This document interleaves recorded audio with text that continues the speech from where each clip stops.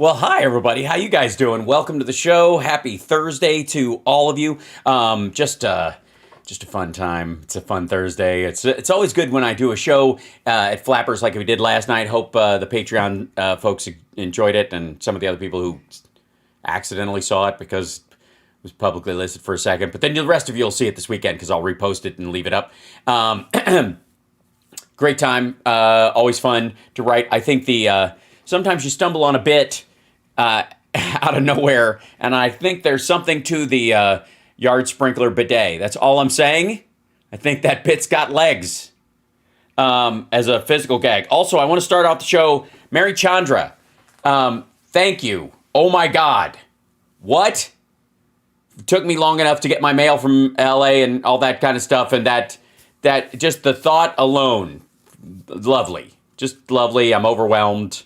I don't know how else to even respond. So, Mary, thank you so much. If you're watching this now or later or whatever, bless you. So sweet. Ridiculous. That was a part of a birthday card that was just late getting to me because of mail in LA and back and travels and getting it forwarded to me, and it was just a lot. Anyways, so just wonderful. So thank you. And if she's not here right now, when she is next, everybody, make sure we say thank you. And that's it. So a couple things. One, I'm going to a hockey game tonight with the whole family and Mark Savard and his family, and it's going to be crazy. Excuse me. So tonight's show will be as high and tight as I can possibly make it. And it's good because I have to say a bunch of what's going on in the clip. I mean, I have a lot of shit to cover. So not the least of which is that, the NFTs that Trump put out were so embarrassing that his entire campaign, if they do anything at all, thank you so much, Suze. I'm so glad he laughed. That's lovely. That Trump's campaign will do anything to just kind of, smoke screen this stuff and pretend it never happened. So they're just flooding the zone with weird little dumpy videos on his site. This is President Donald J. Trump, former president, I would like to say for the record. Biden's border crisis, he says. Okay. Now, I'm sure he'll say that, we had the best border and they fucking blew it. And they're trying to stop, even though Title 42 hasn't ended, but by trying to end it, which it didn't exist before that, we didn't have border problems like this before. I got news for you. All right, before we start this border bullshit, can I just say something unequivocal that is, I don't see anyone making this argument, and it drives me fucking nuts. Many, many times, and you guys know this because you watch regularly and I love you for it. We have looked at the border numbers as far as people crossing the border. And the number of people, like individuals, human beings, crossing the border at this current time in history is hardly different from 2018 or even 2016 for that fucking matter. It's almost the exact same number. The difference is, and why the number seems jacked as far as crossings, is because the same number of human beings make 2, 3, 4 crossings. Now, why do they do that? Because Title 42 allows the Border Patrol to take these people and turn them right around and send them back to Mexico. Wait over there. And what do? They try again. And then they try again. And they try again, right? Because they don't get processed fully. They just get rejected based on Title 42 left over from that. Now, what does that do? That artificially raises the number of crossings to 5 times for every single person. So it artificially makes the number of crossings look higher than ever. Now, what happens when you go back to the policy we had before COVID, before Title 42, and you still have, let's say there were 10,000 people in 2018 that crossed in a month, and then you had 10,000 people in 2021 or 2022 cross in a month, and they crossed 5 times. What's the difference between the human beings processed if they actually went through the whole system and were either accepted or rejected? Nothing. Same 10,000 people. The difference is the illusion that 5 people crossed instead of 1 person crossing for every person that comes across because they try 5 times. So what happens when you get rid of Title 42? Does the number of crossings go up? No, it goes down. So what's going to happen is, and this is going to be very weird for everybody to process, especially the right-wingers, and why they're very concerned that Title 42 will go away, because Title 42 is the reason we have the number of crossings we have. Title 42, remain in Mexico, that policy is why people get sent right back and why they come again, which artificially inflates the number of people crossing the border. If you get rid of it and you actually process the people who are coming across and either fully reject them or allow them to be sponsored or give them asylum status or any of the multitude of options that there are, they don't try 5 times. And so even though the number of humans crossing is the same as 2018 or 2019 or 2016 or fucking 2015, the number of crossings will go down after Title 42 is taken away, which will throw a monkey wrench in the Biden's got an open border argument. Once you take away Title 42, the idea that the border is open is, it's always been false. But the people will only get processed once. So the Republicans won't be able to use the artificially jacked up crossings number to pretend more people are always coming across the border than actually are. That is the sort of the monkey wrench in this whole argument that I don't hear anyone talking about. Because again, Title 42 is the reason why people are crossing multiple times. They don't process them, they just send them right back. And they say, stay over there and we'll get to you eventually. And they try again. If they come over and they get processed and they go, yes, you're in, or no, you're rejected, if you try again, then you are ineligible for because you violated the fact that you've been processed already in a way that isn't true under Title 42. So there's no reason not to try again. So Title 42 is the reason why every migrant at the border looks like 10 on paper. You get me? Is that clear? Chat room, does that make sense to everybody? Does that click in your brain? Because seriously, I have not heard anybody discuss that part of it. Cool.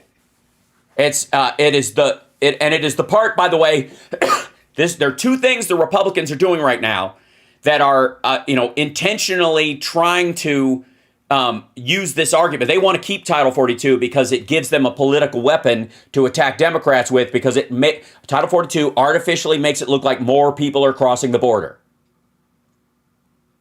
The same thing with inflation. The current inflation that we've been experiencing over the last couple of years is not monetary inflation. It's fucking supply shock. We've talked about this a dozen times, at least.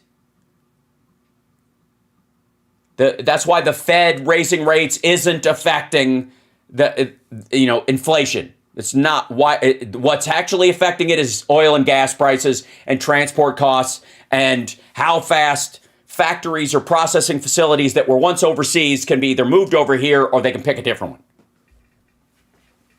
Supply shock.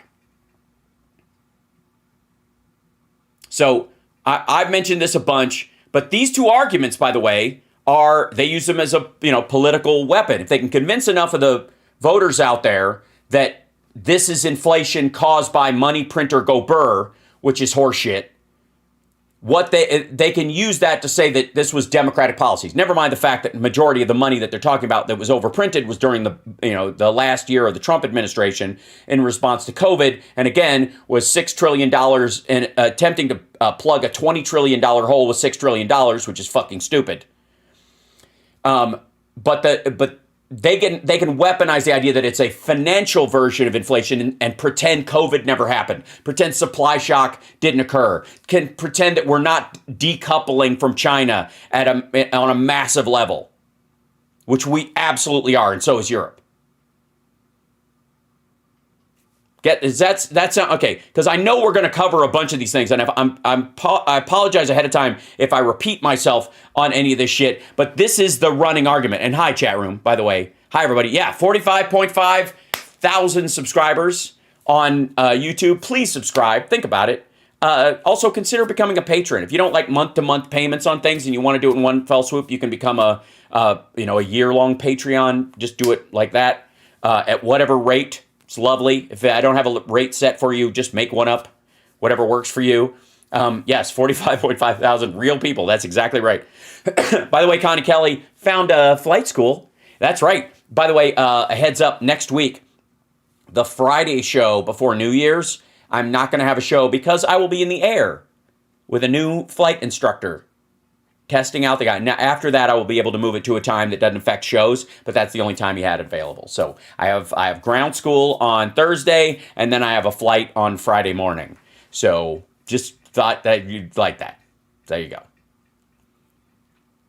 Yes, Biden open borders is the mantra. And by the way, let's take a look at it, because this is what this dickhead's going to say. No question. By the way, holy shit, he looks a mess.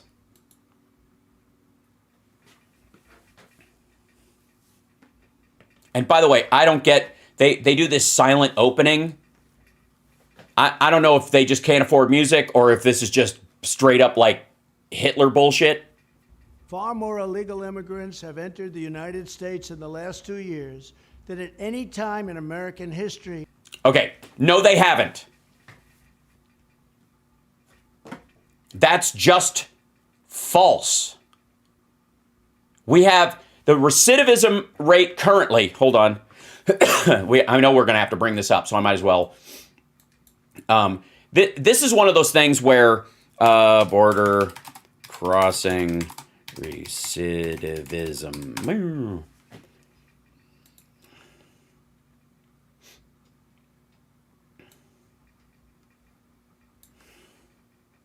Track Immigration reports most Border Patrol apprehensions are for repeat crossers, but agency data doesn't yet provide the full picture. Using detailed government records, Track finds that the percent of Border Patrol apprehensions that compromise repeat border crossings did not significantly increase when under Title 42 illegal border crossers were not penalized or sanctioned before they were expelled. This finding, based on data obtained from the Border Patrol, is contrary to agency contentions and arguments by policy analysts that immediate expulsions without applying meaningful sanctions, such as compliance with repeated this is their version. Okay, here we go. Border Patrol arrests repeat and illegal entries. There. No prior is 40%. Over 60%.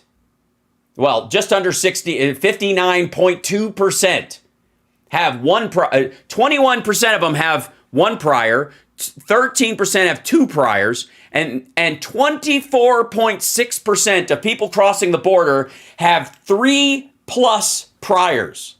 They have tried more than 3 times. By the way, according to Donald John Trump, that one person who tried more than 3 times is 4 fucking people. And by a massive margin. Massive margin. We've never seen anything like it. That's because people used to just cross once and get processed. Our country is under invasion. Okay. Under attack, being invaded. Under invasion is not a thing. Look, but he's got the best words. Who am I to say? Days ago, 16. Hold on 1 second. Hold on, I need to check something.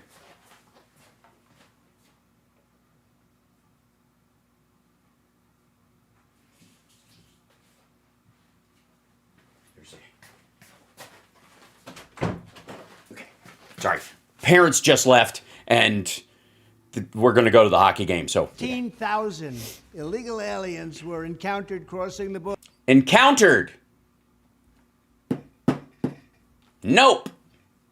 There is a difference between an immigrant or an illegal alien or whatever you want to call them crossing the border and the encounter itself, because you can encounter the same person multiple times. Think of it as close encounters of the 3+ times. In a single 48-hour period. The fucking edit here. Look at this shit. And by the way, the straining just to get this shit out. Again, Biden has a stutter. It's always a lot of work for him to speak publicly. It's not reflective of the ideas that he has or his ability to actually cajole people into doing what he wants or scare the shit out of them on occasion. Trump supposedly has the best words, says what people feel, and doesn't have a filter. And yet all of these words look like they're lurching out of his asshole through his neck. Days ago, 16,000 illegal aliens were crawling through my colon. Encountered crossing the border in a single 48-hour period. Yeah, it's the same 16,000 people that tried 5 times before. A colossal migrant caravan recently poured across the Rio Grande and into the streets of El Paso, Texas, and the people and the police didn't know what to do about it. It is truly a massive invasion. You should say invasion again. Any form of amnesty now would be a catastrophe. Any form of amnesty now would be a catastrophe. You know what he means? He means DACA. Yeah.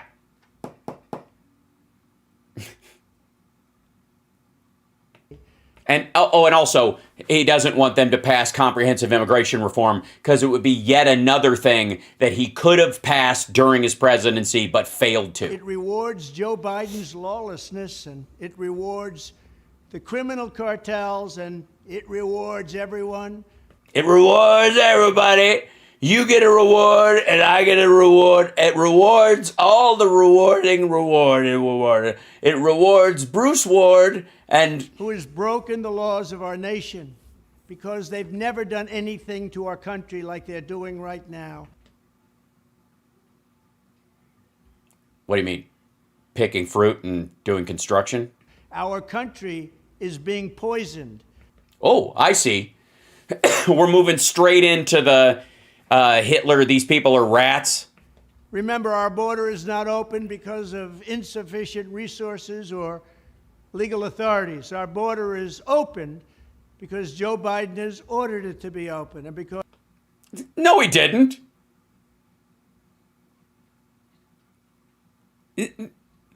Show me anywhere. Any fucking where. Where did Joe Biden... Show me the executive order. Hold it up. Put it on screen. That Joe Biden ordered the border open. If he ordered it open, why did he have Mayorkas and his other, his border czar come out and say the border is closed in English and in Spanish? Because Biden has broken the law and... Yes, K-Link? Did I miss something? Torn it into shreds. What? Hold on. Our border is open because Joe Biden has ordered it to be open, and because Biden has broken the law and torn it into shreds. just like Nancy Pelosi did with my speech, I'll never get over it. He has shredded our system, and he's destroying our country. And he's shredding he's like Shredder from the Teenage Mutant Ninja Turtles who went through sewer pipes and crossed the border illegally. They lived in our sewers without zoning permits. Biden inherited a flawless deportation system that was working like never before. Yeah, COVID. In our history, we never did so well on the border. Yeah, the expulsions were higher under Obama. As we were doing just a short time ago under the Trump administration, giving Biden more resources.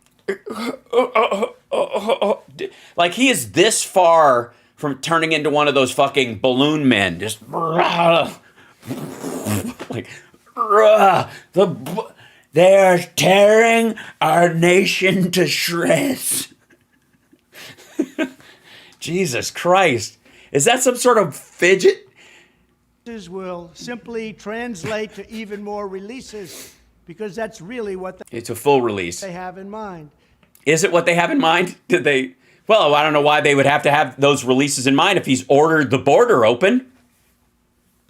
Why? This has nothing to do with asylum. Everyone knows this is a pretext, and this is a fraud. A pretext and a fraud. What's it a pretext for? Did you skip a line? Nah, they're not going to fix it. Anyone who pretends otherwise plays into the hands of Biden and the criminal cartels. Yes, who are working hand in glove right now to smuggle women and children across the border. This is about Biden's his volume's loud? lawless and Oh, I see. He's low. Hold on one second. Let me see if that's... Why was it... I didn't turn it down. Hold on. Sorry. Is this better? criminal misconduct. The most important reform needed right now is a total ban on Biden using taxpayer dollars to free illegal aliens and criminal penalties. So we should enforce Biden capturing any person crossing the border illegally and house them indefinitely? Isn't Title 42 just releasing them into fucking Mexico? How is it not more expensive to keep people? How long are we going to keep them in sort of weird manufactured prisons until they earn citizenship by living here? What are you trying to do? Give them squatters' rights? For administrative non-compliance, which happens every single minute Of every single day. every single day. Oh, it's terrible. Wow, that's it. 2 minutes, 27 seconds. Who edited this? Don Jr.? They just cut him off at the end. That's it. Holy shit. And criminal penalties for administrative non-compliance, which happens every single minute of every single day. Yeah, they just didn't bother to... Does he come back and say thank you? No, that's just fucking weird. Like, they just blew it off. I mean, maybe, I don't know. I never read Mein Kampf. Maybe there's a chapter, Never Say Goodbye. But he did another one, too, because he's worried about the Omnibus spending bill, which will pass, by the way. And it's basically Donald Trump and Marjorie Taylor Greene and Matt Gaetz and Lauren Boebert against everybody else who wants the country to fucking function normally. But you got to understand, if they pass this stuff, then the Democrats have to deal with the responsibility of the bills they pass. They have to go, we did this, and the results were either good or the results were bad. And the Republicans avoid all that shit by just not doing anything. They don't ever pass shit. They just don't bother. If you just don't pass anything, there's no responsibility. I just didn't do anything while I was there. Even though not doing anything, if you choose not to decide, you still have made a choice, right, Getty? So this one didn't get as many views as the border one because, nobody gives a shit. But he posted this. This is new. And he, again, looks like shit. Another one of these, and it's 2 minutes and 40 seconds, so clearly they've done some focus grouping.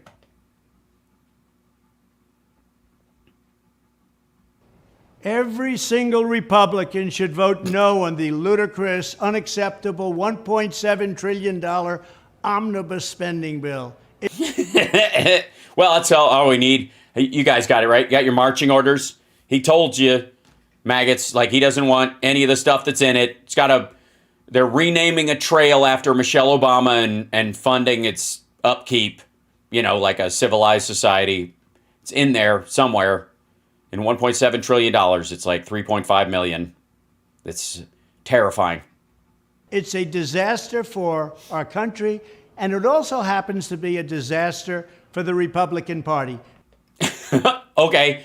So those are two separate things, you're saying. So that, wait. Yeah, so something can be really good for America, but not be good for the Republican Party. In this case, he thinks it's both are bad. But in his mind, there is a standard bifurcation that a lot of stuff that's good for America will fuck with the Republican Party. It's an important clarification. I think that's good. Because they can stop it. Biden and the radical Democrats are trying to ram through this monstrosity in the dark of night.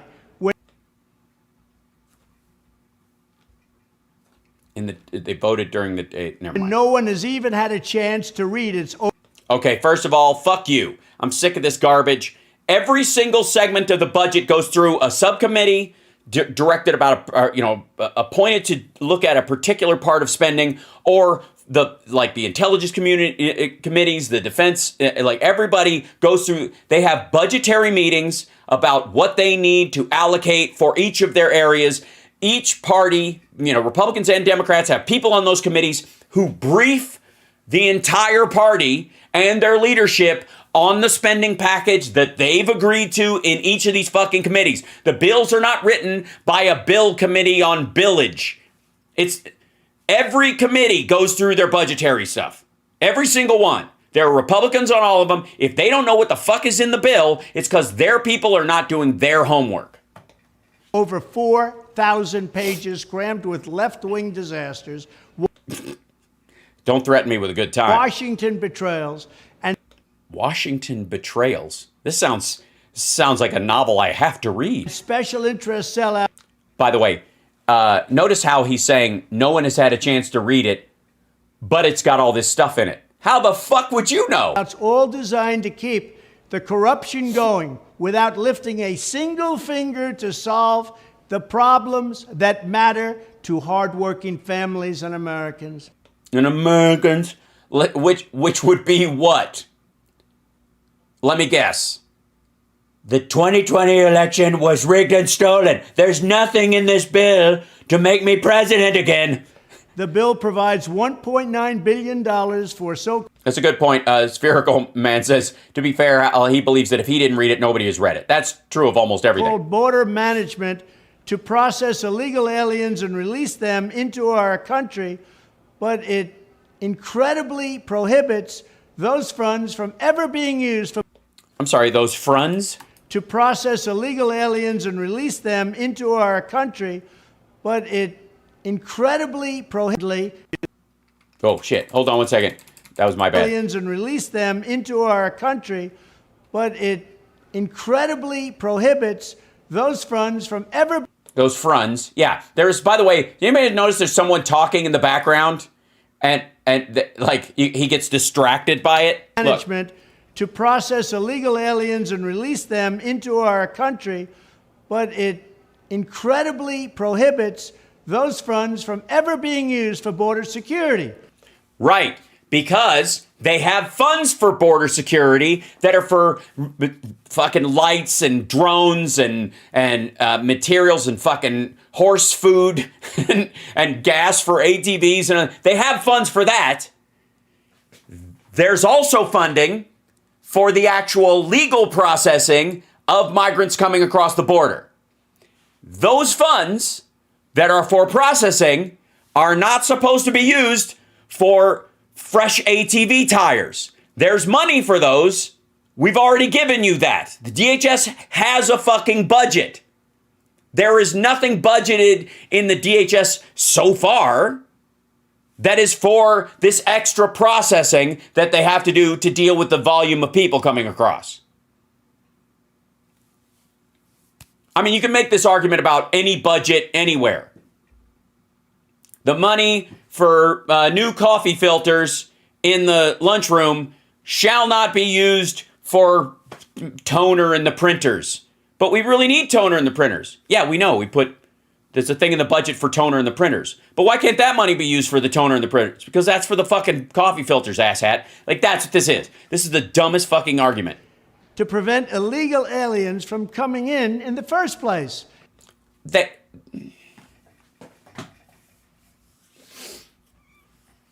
Can you stop all of them? Did you stop all of them? Was there zero crossings? No.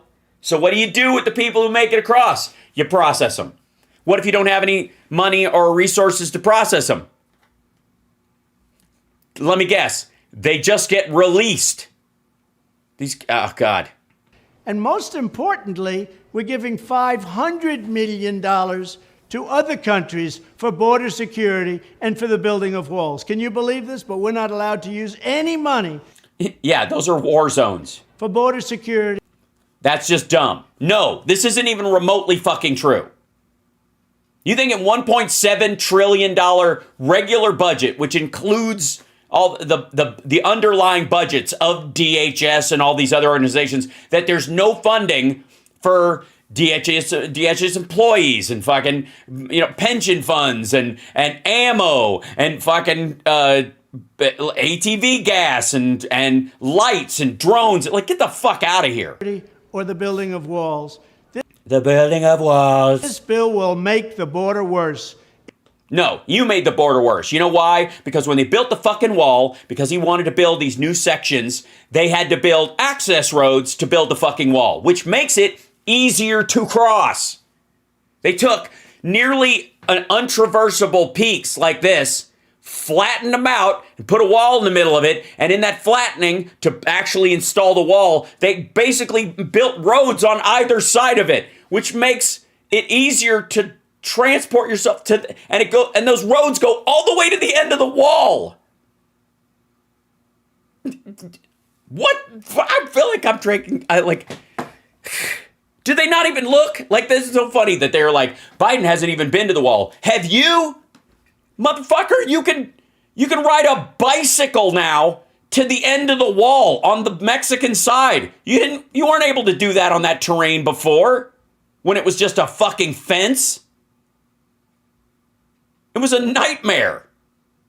This literally made, yes, they made it easier for cartels to drive trucks full of people to the end of the fucking barrier.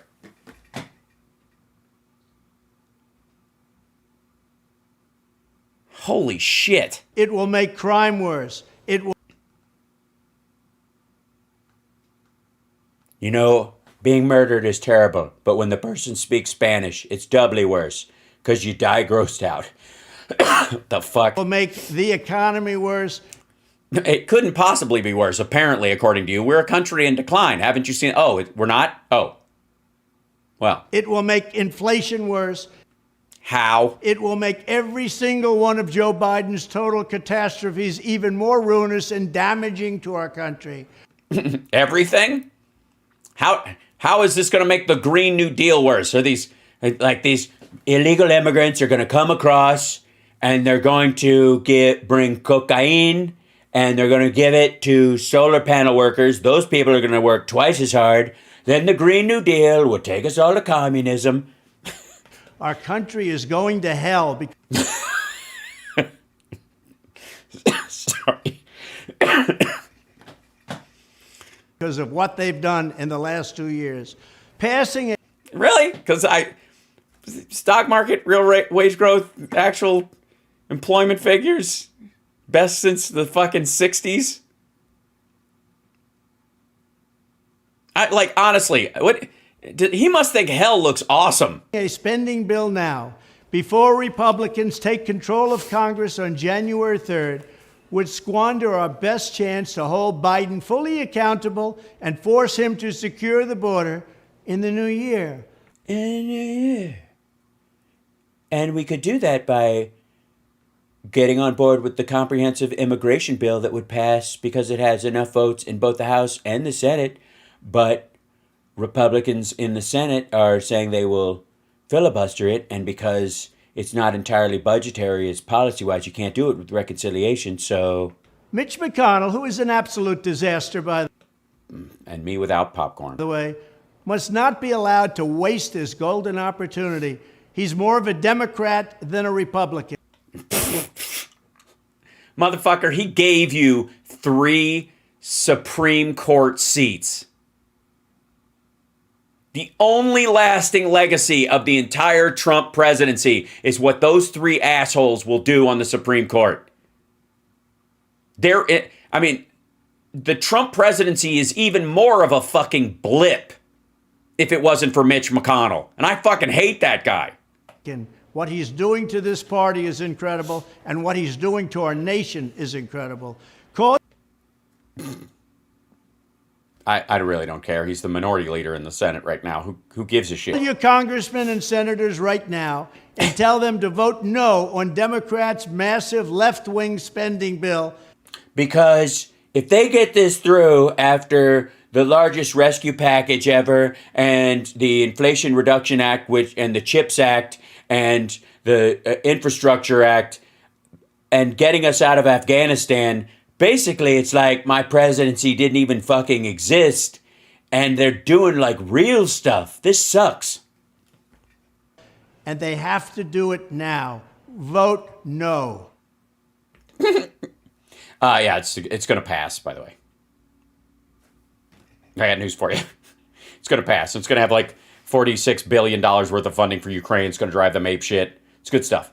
Now, you're watching Hal Sparks Mega Worldwide, and I think that shows taste and breeding on your part. Think about becoming a Patreon supporter, help out with a Venmo, and again, I want to say thanks to Mary Chandra if she's showing up now, and her husband, I suppose. Or is that your like English and Indian name? Is that what we're doing? I can't tell how it's written. I just wanted to say, it might be both. That's possible. Anyways, love you. Thank you. Very sweet. Yeah, that's it. Fansen, you're right on that. This is hold on one second. Hi, chat room. The problem Trump has is that his whole I've done more in, a couple of months in the beginning of our presidency. Did Trump get new teeth? He very well may have. He gets them replaced, every 18 months or so. Because he doesn't brush, apparently. He just prefers to just get new teeth every 18 months. I'm not kidding. Soon as they develop plaque, they fucking, he gets new veneers. Which is gross. Kari Lake's lawsuit is going great. Oh, wait, that's a good thing to bring up because let's see if I want to check something real quick. Just because we're live and because I like it and it's fun. And, here we go. Oops, no. Is that day 2 of Yeah. We made these bad. Take a picture of that. I just want to. And it did not account for any The tabulation issues at Election Day. So, Mr. Parikh also testified that the only possible explanation for those Election Day errors is intentional interference in the system. Simply could not have happened by accident. There are more than a few flaws with Mr. Parikh's analysis, Your Honor, but for the sake of expediency, I'll focus here only on 3.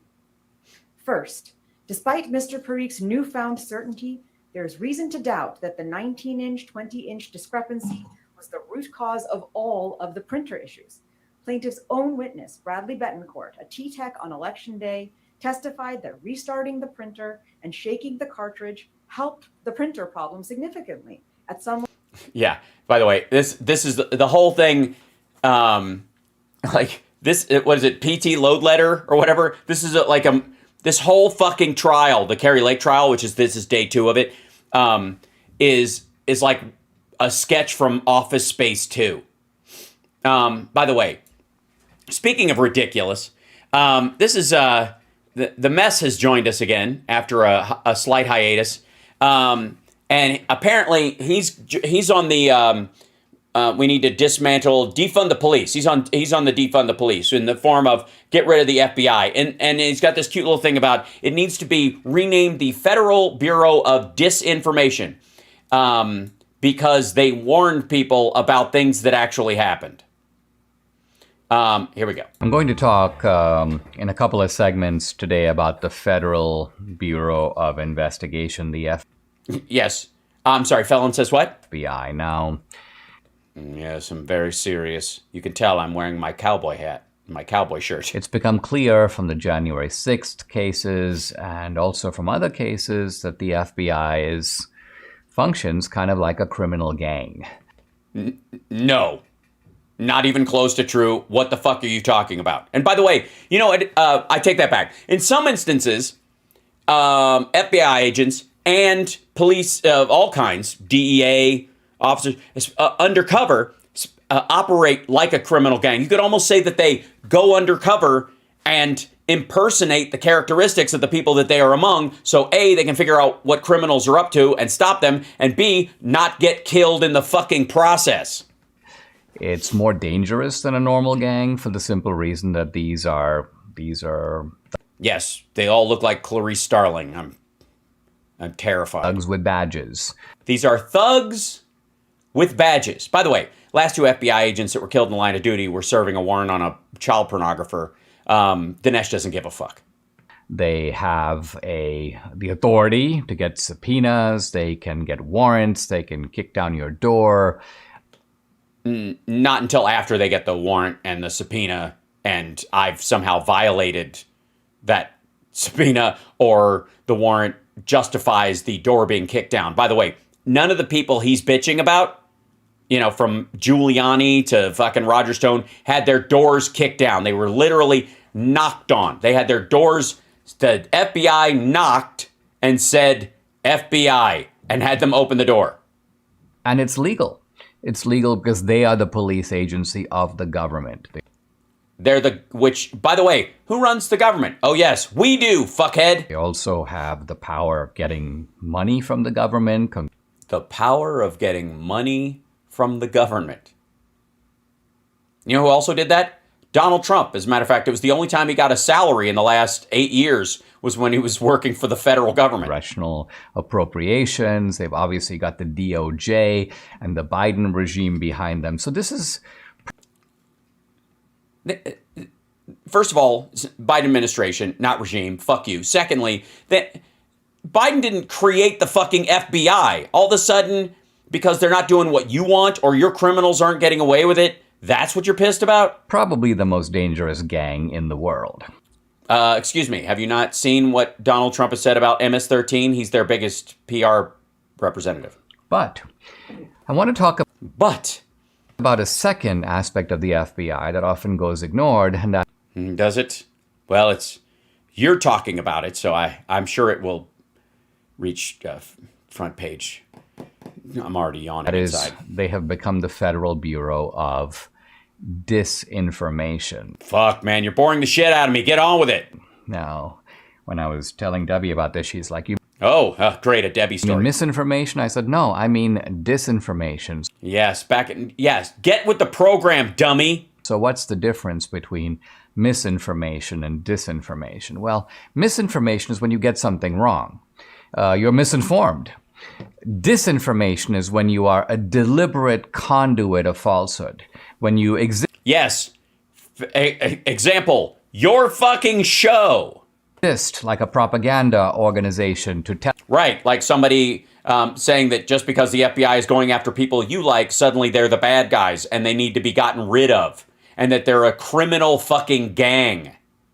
Lies, to suppress truth and to promote things that aren't true. And my point is that the FBI falls into that category, the Federal Bureau of Disinformation. And this is confirmed. It's very exciting. I'm just riveting. Have you thought about working for the Blaze?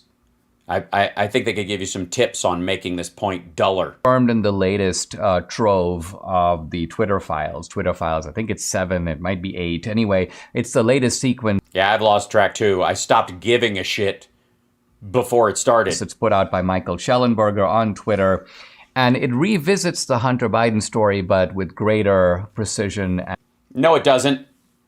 It doesn't do anything of the sort. I went through it on my Twitter feed. And greater detail. No, it doesn't. It asserts details that do not exist. So let's Yeah, show me what you mean, asshat. follow through a couple of the key points. Let's go through it. Let's see. Key points. Number one, the FBI had the Hunter Biden laptop. Nope. False. Lie. There has been no confirmation that the people identifying themselves as FBI agents who spoke to John Paul McIsaac and took supposedly the laptop from him were indeed FBI agents at all.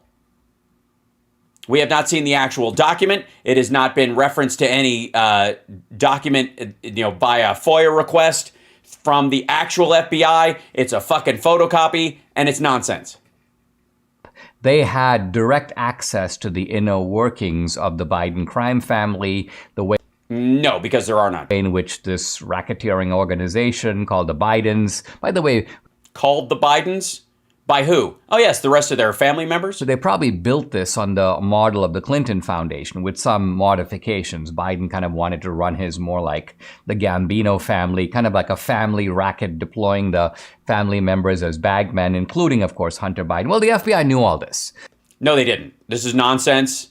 And by the way, can we, I mean, we've heard all this horse shit before, but can we really point out the fact that this is, he started out with bringing up this Schellenberger MD's take, on Twitter File 7 is what it actually was, by the way, and making all these kind of exaggerated claims about what Joe Biden wanted his criminal family enterprise to be, which is horseshit, conjectury nonsense, cartoonishly ridiculous, B-movie nonsense.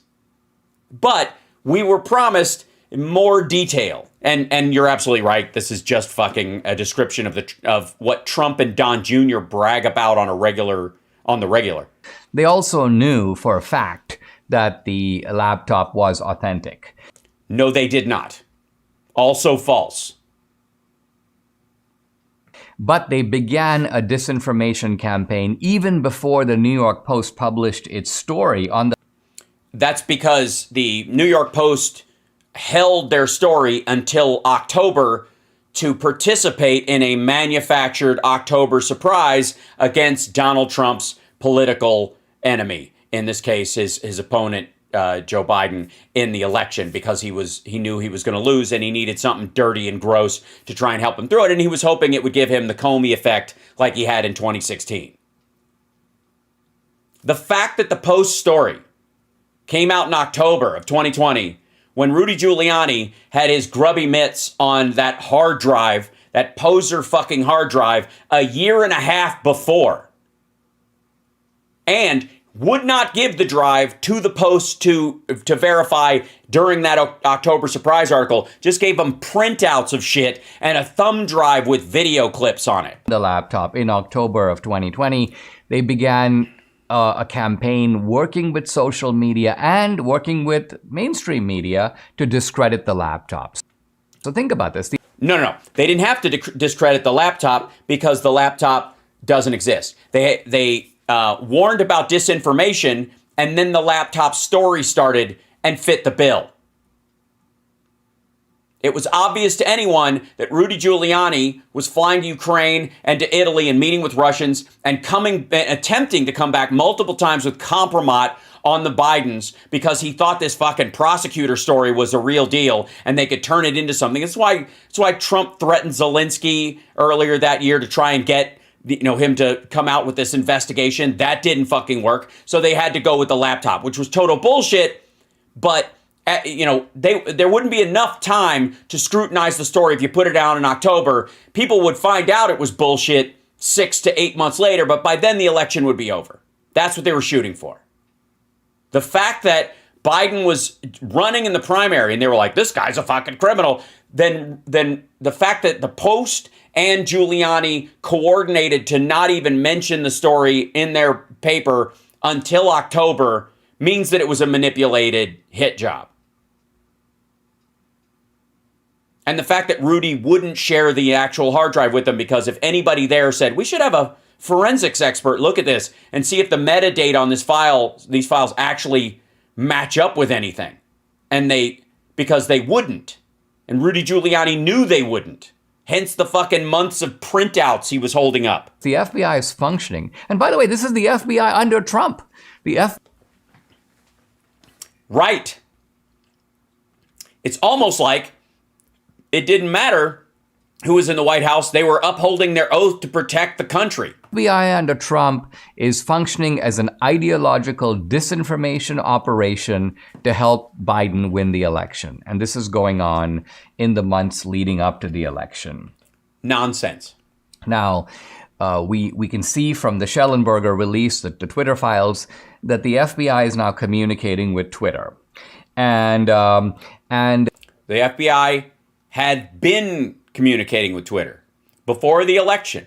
They do it regularly because of foreign influence campaigns, terrorists, both foreign and domestic. They're asked, is there any new intelligence that makes you believe that the Russians are trying to interfere with the 2020 election in the same way that the FBI had claimed that the Russians were trying to manipulate the 2016 election? By the way, what he's saying is it's a lie, but it's a specific misrepresentation of what was actually said, which is actual, the discrepancy in the Twitter files in 7 that Schellenberger tries to like crowbar into some bullshit is that the FBI is asking about state actors, specifically foreign influence campaigns from official channels. And there's a discrepancy between what the FBI recognizes as official channels, meaning these offshoots like RT and stuff from Russia, and just the Ministry of fucking Defense. There's and so in terms of Twitter, it seems to be under Yoel Roth and those guys that they made,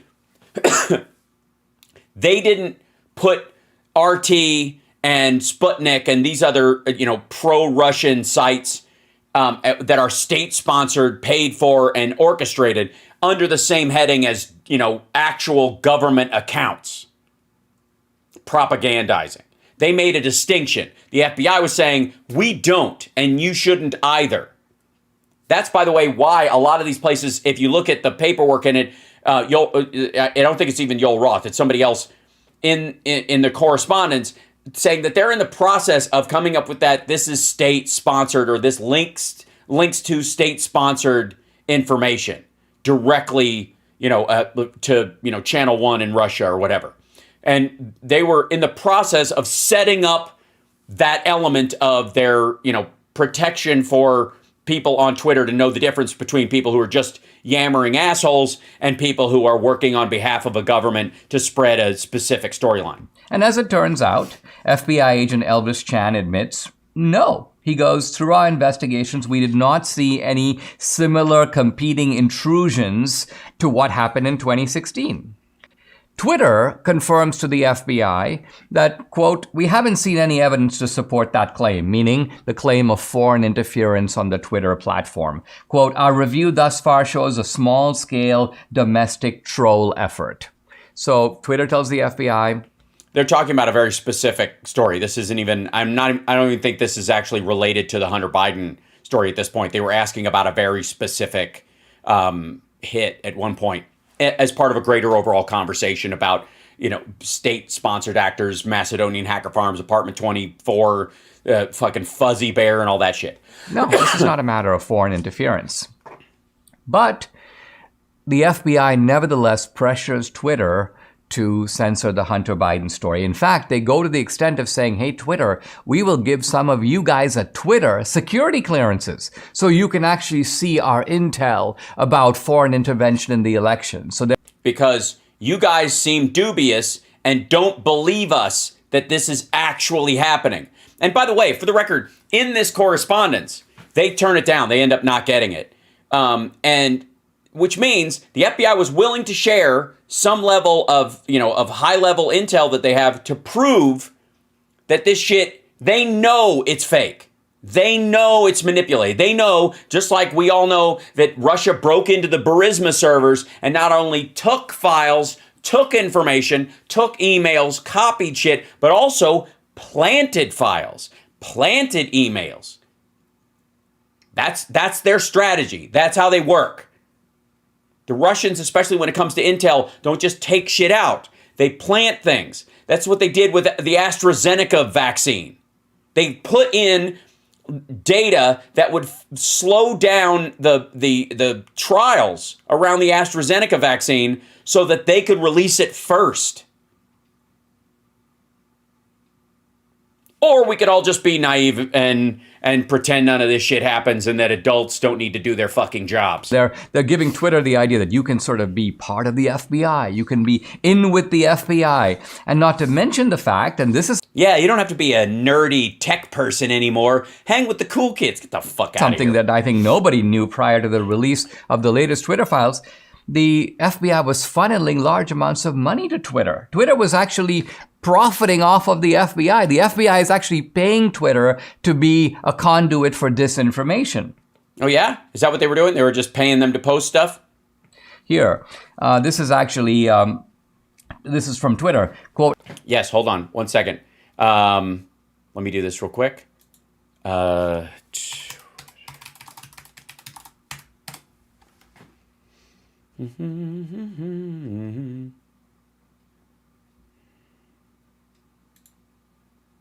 See if I can find which one he's talking. Okay, here we go. I am happy to report that we have collected $3,415,000, 323 since October 2019. This is James Baker. Now, what makes all this really interesting is James Baker is himself a former FBI guy. And this is the point. Twitter is full of these FBI guys and see. No, they aren't. There's like 5 people who used to work for the FBI there. And they deal with Twitter, like all these giant social media companies, operate constantly with like murders being posted on the platform, child abductions, like shooters posting their fucking manifestos before they go on a killing spree. Of course they hire former law enforcement. Motherfucker, everybody like in like Matt Schlapp's fucking security is former LE. Good Lord. Okay. CIA guys and deep state guys who have been hired after they left the government. So you have the deep state FBI working with the deep staters inside of Twitter. This is how this operation is actually executed. If you look at this Jim Baker guy. By the way, there is no, what was executed? What was executed? I'm trying to find the way, by the way, let's see. FBI. Yeah, okay. This is my favorite part of the Twitter files, part 7. It's not the first time that Twitter's Roth has pushed back against the FBI. In January 2020, Roth resisted FBI efforts to get Twitter to share data outside the normal search warrant process. I thought they were hand in glove. I thought there were FBI guys all over this fucking place. I thought they had, they're puppeting them. They're using money to cajole and stuff. Well, then why the fuck is Yoel Roth, by the way, who's now all of a sudden a right-wing hero for pushing back against the FBI, who got chased out of his house because these motherfuckers think he's a pedophile? Hi. Oh, yes. Right here. I have an hour, so I want to charge it. Thank you. Love you. For the record, like the stuff around Yoel Roth that the right wing has been talking about, like painting him as a pedophile, like he's been driven out of his home. But in this situation, this is not like an addendum or some other person in the feed putting there. This is Schellenberger in the Twitter files number 7. Multiple times in this, Yoel Roth tells the FBI to go pound sand. So if he can do it once, he can do it all the fucking time. So there's no there. This is, of the Twitter files, number 7, part 18 is where the whole thing shits the bed. It just all goes away right there. The minute you can say no, you can say no. There is no control. Then there's pressure had been growing. All right, so, Tommy, evidence, let's see. FBI asked Twitter for evidence of foreign influence. The Twitter response, they aren't finding any worth reporting. Did they make it up? Request information. They constantly are checking. It sounds like they're just checking. The FBI's like, anything yet? Anything yet? You guys seeing anything yet? Because we're seeing stuff over here. Are they doing it? Is this coming up? Now, I want to see where there's Apartment 28 where they're talking about the FBI scare one way. And by the way, this is Yoel Roth. This is the guy that they've driven out of his home. This is the guy they think is a pedophile. This is the guy Recently, Yoel told Kara Swisher that he had been primed to think about the Russian hacking group at Apartment 28 before the news of the Hunter Biden laptop came out. When it did, Roth said, it set off every single one of my finely tuned Apartment 28 hack and leak. This is hack and leap, but it's hack and leak campaign alarm bells. Removing this content, DC leaks. And we learn about the intersection between APT-28, a unit of Russian military intelligence, a hacking group. And so the morning of the Hunter Biden story in the New York Post happens.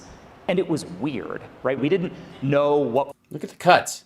Why don't you just play the fucking piece? ...to believe. We didn't know what was true. There was smoke.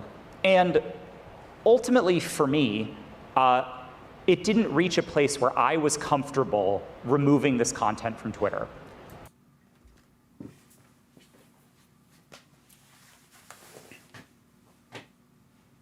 Yoel Roth, the guy who told the FBI to fuck off, who the right-wingers say is a pedophile and is working hand in glove with LGBT agents of the Biden administration, says right there, I wasn't comfortable taking the Hunter Biden story, the laptop story down. God. All right. Now here's... I'm trying to find the money part. Okay, Jim Baker, blah, blah, blah.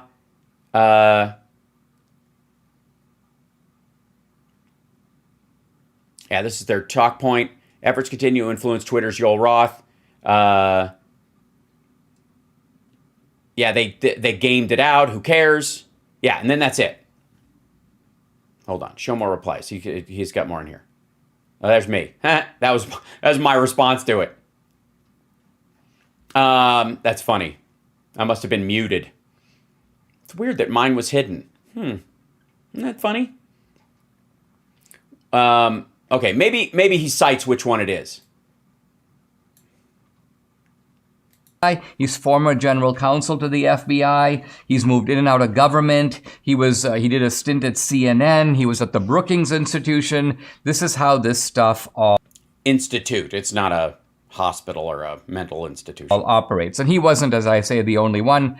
Dawn Burton, former deputy chief of staff of the FBI. She was deputy to James Comey. She joined Twitter in 2019 as, quote, director of strategy. And these FBI people at Twitter there were so many of them, they created their own sort of sub-channel inside of Twitter where they could communicate with each other. In other words... Oh, did they? Show that. It's mini FBI inside of Twitter. So this is how... Because they're all former employees who now work for another employer, and if they don't do their job, will get fired. What? This works. This is what the left has done to corrupt the FBI, okay, and then use the corrupt FBI to corrupt Twitter. Wait a minute. That's the end of it? That's how he goes out? Corrupt the FBI and then use the corrupt FBI to corrupt Twitter. Congratulations, lefties. This has been our plan all along. Dear God, he has uncovered the entire thing. I don't know how we ever thought we were going to get away with it. It's incredible. Here, you really strike to the heart of us. If only we had been slightly more clever and played 5D chess like you do, Dinesh. We would have hidden our... But if it wasn't for you and the meddling kids and that stupid dog... This is fucking stupid. So the left wants people who worked for James Comey, who handed the presidency to Donald Trump with his stupid... there might be something to this Hillary Clinton email thing at the last minute. The left went, we need to get somebody from his team to control social media. Maybe they hate Hillary Clinton more than they hate Trump at this point then, fucko. Which left are we talking about? Kyle Kalinske? The fuck out of here. And I would like to say for the record, this is 6 minutes and 8 seconds of gibberish and conjecture. All of it is just this projection of power playing, this cartoonish Game of Thrones horseshit that passes for politics. Do you know how stupid you have to be to think that politics are this uncomplicated?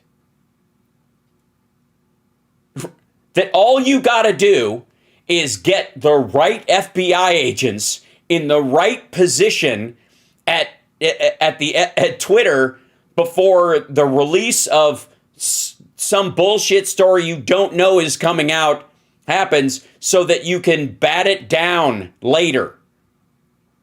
Game of Drones, exactly.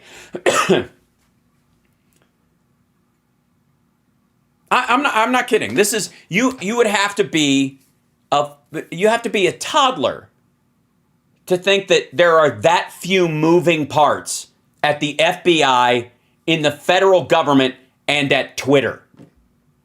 Yeah, like all you need. That guy likes this guy, so they go over and they talk about to this guy, and then they all end up over there, and they stop the thing from doing the thing. Like, it's that easy, is it, dipshit? What, they just flip a switch?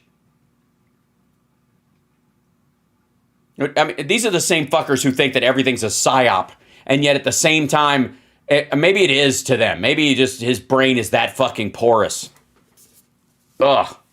Just gross. Hi, you're watching Hal Sparks Megaworldwide. He posted that. Dinesh D'Souza thought that was a conversation. Now, just when you thought we couldn't get dumber, ladies and gentlemen, Tuckums is very upset that the economy is not crashing the way it's supposed to. We were promised a nation in decline. We were promised the dollar would be worth 20 cents. That gas prices were gonna go to $9. That oil would go to 160.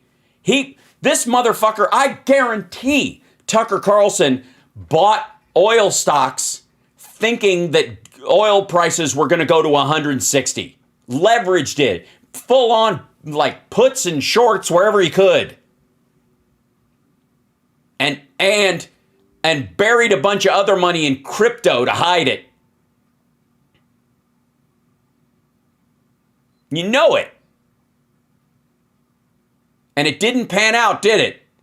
There's no way that Tucker Carlson didn't have a Coinbase account, an FTX account. There's no fucking way.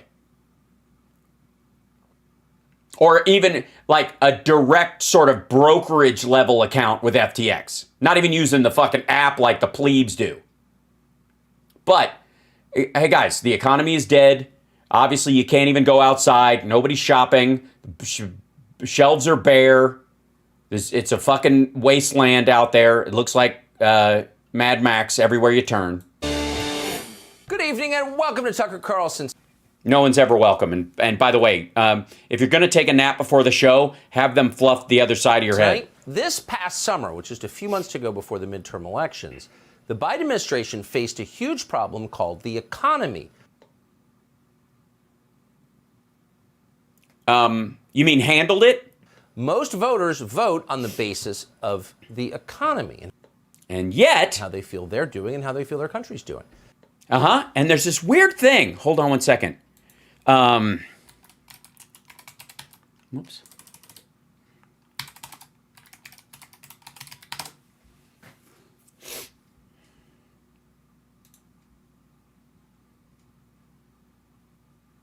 Oh, fuck you.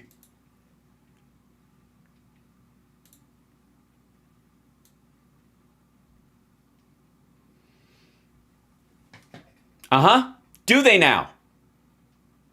Maybe you're starting to understand where the fucking red wave went, dipshit. And their country at the time was not doing well. The U.S. economy had just... No. The world economy is fucked because we're all coming out of COVID and we're still dealing with, supply chains that have been wrecked or shortened or switched, and the Russian attack on Ukraine and other factors. And yet at the same time, the United States, comparatively, is doing a lot better than other countries. Just recorded 2 consecutive quarters of declining GDP. That's such... Yeah, 0.9 and 0.8% compared to the year before, where it had been exaggerated because we were coming out of the primary COVID before Delta had hit. just an academic observation. That's an Observation? I'm sorry, what is of it? declining GDP. That's not just an academic observation. It's not just an academic observation. It isn't. It's an ostrich ass That's a observation. technical definition of a recession. Yes, so we had a 1/4 recession then. And by the way, it is not a technical definition of a recession if the previous year had an artificially exaggerated leap in the economy because it was coming out of a fucking hole. This. All right. 2 quarters. 2 quarters. That'll just get you started on Dragon's Lair, but it's going to take you at least $8 worth to finish it. Declining GDP. Recession. We're not making that up. You'll find it in every economics textbook ever written. Go look. Yes. What you'll also find is caveats about that speak to, well, what fucking caused it? Was it economic factors because people aren't working and the inventions that companies made didn't pan out after all, or or products failed to lure consumers, or you had a banking crisis? Any of them have a fucking pandemic in there and the reflex upshot of a recovering economy that crashed again after Delta and then went back up again to base it because it's a year-over-year factor? Look up the one you used in college. But the Biden administration could not admit that. If they had Because it wasn't. admitted the U.S. was in a recession. Oh, for fuck's sake. First of all, this motherfucker using my fucking movie. You get no ice cream. Sorry. Tucker Carlson, no more ice cream for the rest of your life. They would lose the Senate. They would lose control of both chambers of the Congress. So they had to lie about it. But how do you lie about something that's so easily defined that Because it wasn't. everyone can see? No, apparently not. Places like CNBC and Bloomberg and MarketWatch and fucking Fox Business were like, I don't think it qualifies. I mean, technically speaking, you should, if you have 2 quarters of negative growth, but it's only in comparison to the overshot from the year before, and on all measures, it actually will work out through the rest of the year to kind of balance out just comparative, like herky-jerky stuff after COVID. It's not a genuine recession. Well, you just changed the definition, and that's what they did. They came up with a new definition of recession. So don't look at GDP. That's the old way, the racist way of assessing the economy. Look at holistic factors, said the White House. Look at the labor market, for example. The labor. Yeah, it's one of those things about a recession where you actually where unemployment is trending down continually. Labor market. Well, then in June, the Bureau of Labor Statistics gave them ammunition for their case. No, the American worker did by working their ass off. The Bureau of Labor Statistics issued a report that showed the labor market was strong. They determined that the U.S. economy had added more than 1 million jobs in the second quarter of this year, from March to June. 1 million jobs! That's a big deal. It's a big story. And of course, Joe Biden wasted no time in touting it. Watch. Our job market remains historically strong. Our economy created more than 9 million jobs since I came to office, in no small part because of the people on this stage. Our economy created more than 1 million jobs in the second quarter. 1 million new jobs in the second quarter, despite negative growth. Wait a... Hi, asshole. I got news for you. When companies take on employees, those become assets for their future, but they are technically on the books liabilities as far as salary. And so one of the things that you take profits, for example, and you spend them on is getting more workers. And so your profits kind of go down when you hire more people because you're taking home less, but with the idea that with these employees, eventually it will continue to grow. Thank you, Shadow Woman. Oh my gosh, for gifting the subs. That's lovely. This is not even surprising. Of course, when companies, why do you think Why do you think companies who have bad, profit announcements and to their stockholders often will say we're letting, 10,000 workers go or 5,000 workers go? Because if you can raise profits and your bottom line by getting rid of staff that you may not need or that, you can't afford currently. Same thing is true if you bring on staff. Profits will go down, but long-term growth, we're starting to recover. We're trying to get ahead of the competition, blah, blah, blah. Like, this isn't even, talk about like first-year economics. A second, how do you get 1 million new jobs with negative growth? That seems like magic. No. How is that possible? But no one in the media asked questions. Instead, they repeated the White House line, which was the BLS report, the Bureau of Labor Statistics report showing 1 million new jobs proves we can't be in a recession. They all said it, quote, the jobs report suggests the Biden economy Didn't you just say proves? Never mind. is not in a recession, wrote the New York Times. And then, of course, there were other stories like that, too. Yes, on Fox Business. So on the basis of that and other factors, they won. They now have control of the Senate. And now we get to learn the truth. 1 million new jobs, really? The Philadelphia Fed decided to check those numbers, and they found the U.S. economy did not add more than 1 million jobs in the second quarter of this year. Instead, the net addition of jobs was about 10,000. So that's less than 1% of the job growth the administration claimed. That's not a rounding error. That's not a minor math mistake. This is a country that supposedly sent a... gross million jobs, net gain per that quarter of 10,000 on top of jobs that were recovered that weren't going to come back. This is like small businesses coming back. Now, Tucker doesn't give a fuck that 1 million people got their businesses back, and it was 10,000 over what the previous number was. That's not what matters. The net gain versus the gross gain, which is people getting their jobs back, which is a good thing, those people don't count. Those people don't exist, according to Tucker Carlson. Man to the moon. We can do math, right? This isn't... No, apparently you cannot. Unless you don't know, like, again, we run into this shit with net zero all the time. Anytime the fucking Trump administration and the guys we talk about, like they're trying to get us to net zero carbon emissions. Motherfucker, net zero isn't zero. It means you're even. We may be producing 10 billion cubic tons of carbon, but we're also extracting or getting rid of 10 billion at the same time. So we're at net zero. That's the point. So when you net 10,000 jobs, it doesn't mean the 1 million jobs they were talking about didn't exist. It means beyond that 1 million, there were 10,000 added jobs in that one, on top of those jobs coming back, which is a good thing. But Tucker Carlson doesn't give a fuck because those guys are pleased. It's like thinking you had $100 in your pocket and finding out you had 85. This is like claiming you had $1 million in your pocket and finding out you had 10,000. No. It's like claiming you had $1 million in your pocket, it's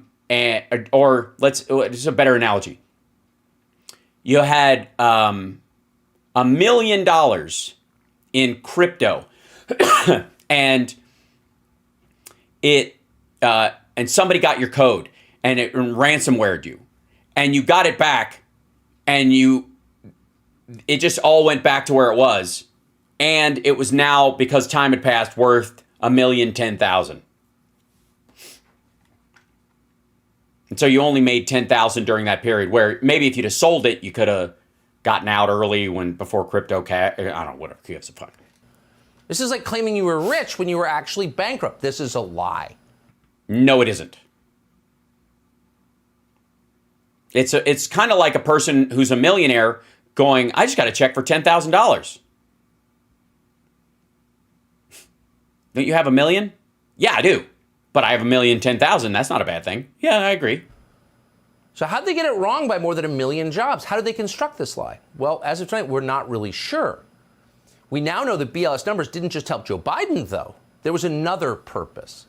These fake numbers also gave the chairman of the Federal Reserve, Jerome Powell, a justification to continue raising interest rate.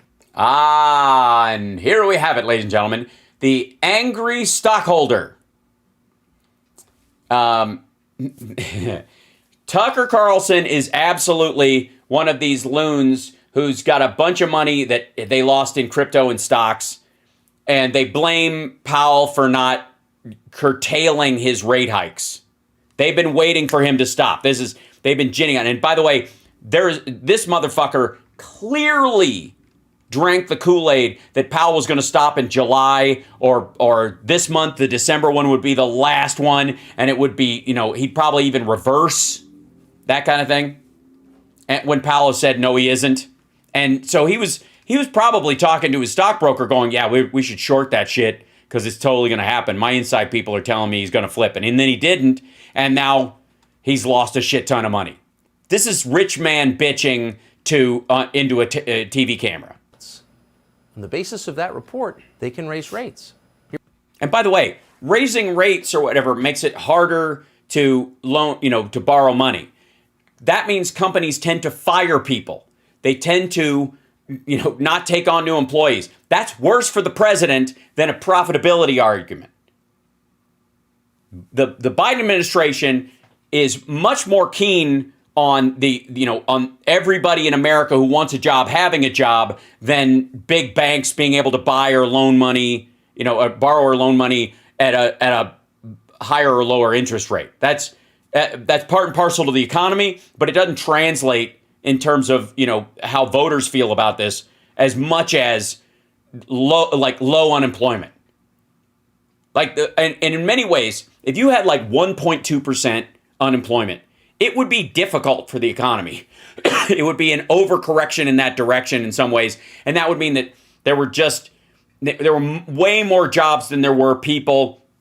Everybody had, and so there would be low productivity would be hurt in some industries because, people wouldn't be working double shifts and shit like that. But as far as the Biden administration goes, sorry, businesses, sucks to be you, kinda. Because ultimately the benefit to the American people overall with an unemployment rate that low would be that everybody who has a job wants a job and they have a better job than they might get otherwise. That's not how this fucker makes his money, though. He's a Swansonaire. He's rich, and his entire family is rich. And the way he makes most of his money, besides his fees from, his dick around money from working on Fox, is dividends, is investments.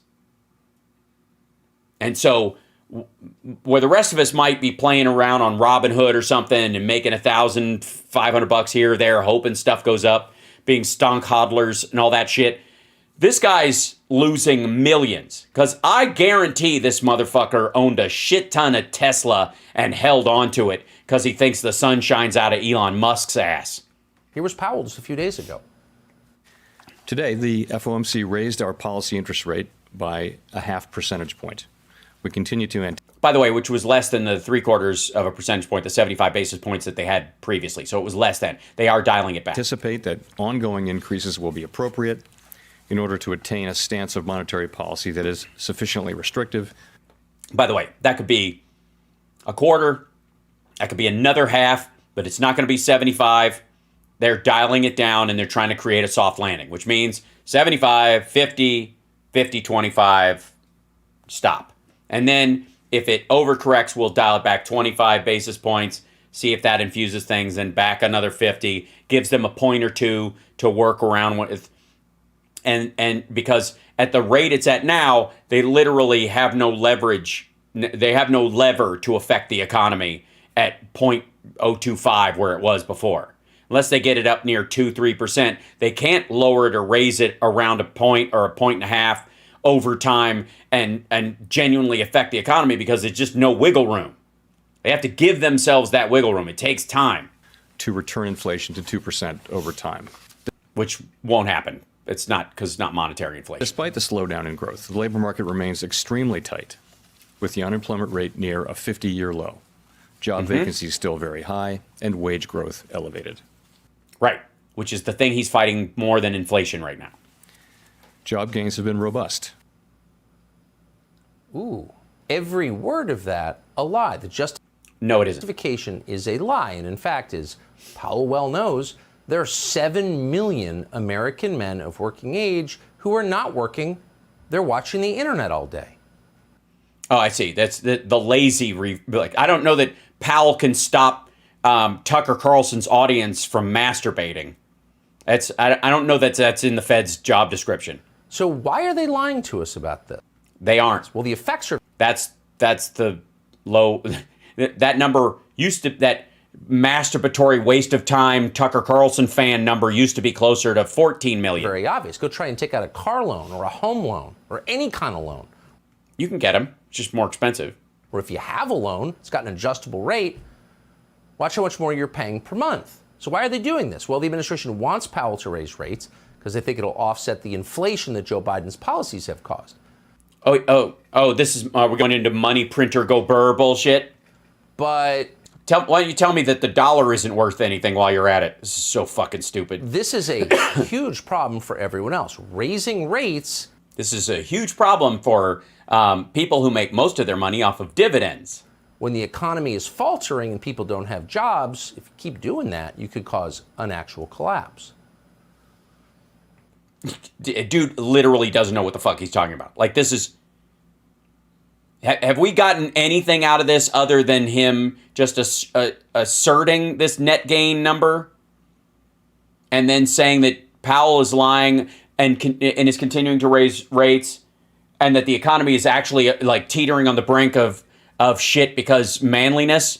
Maybe, you know what? Maybe those 7 million Tucker Carlson fans can make ball tanning machines. That seems like the course they put us on.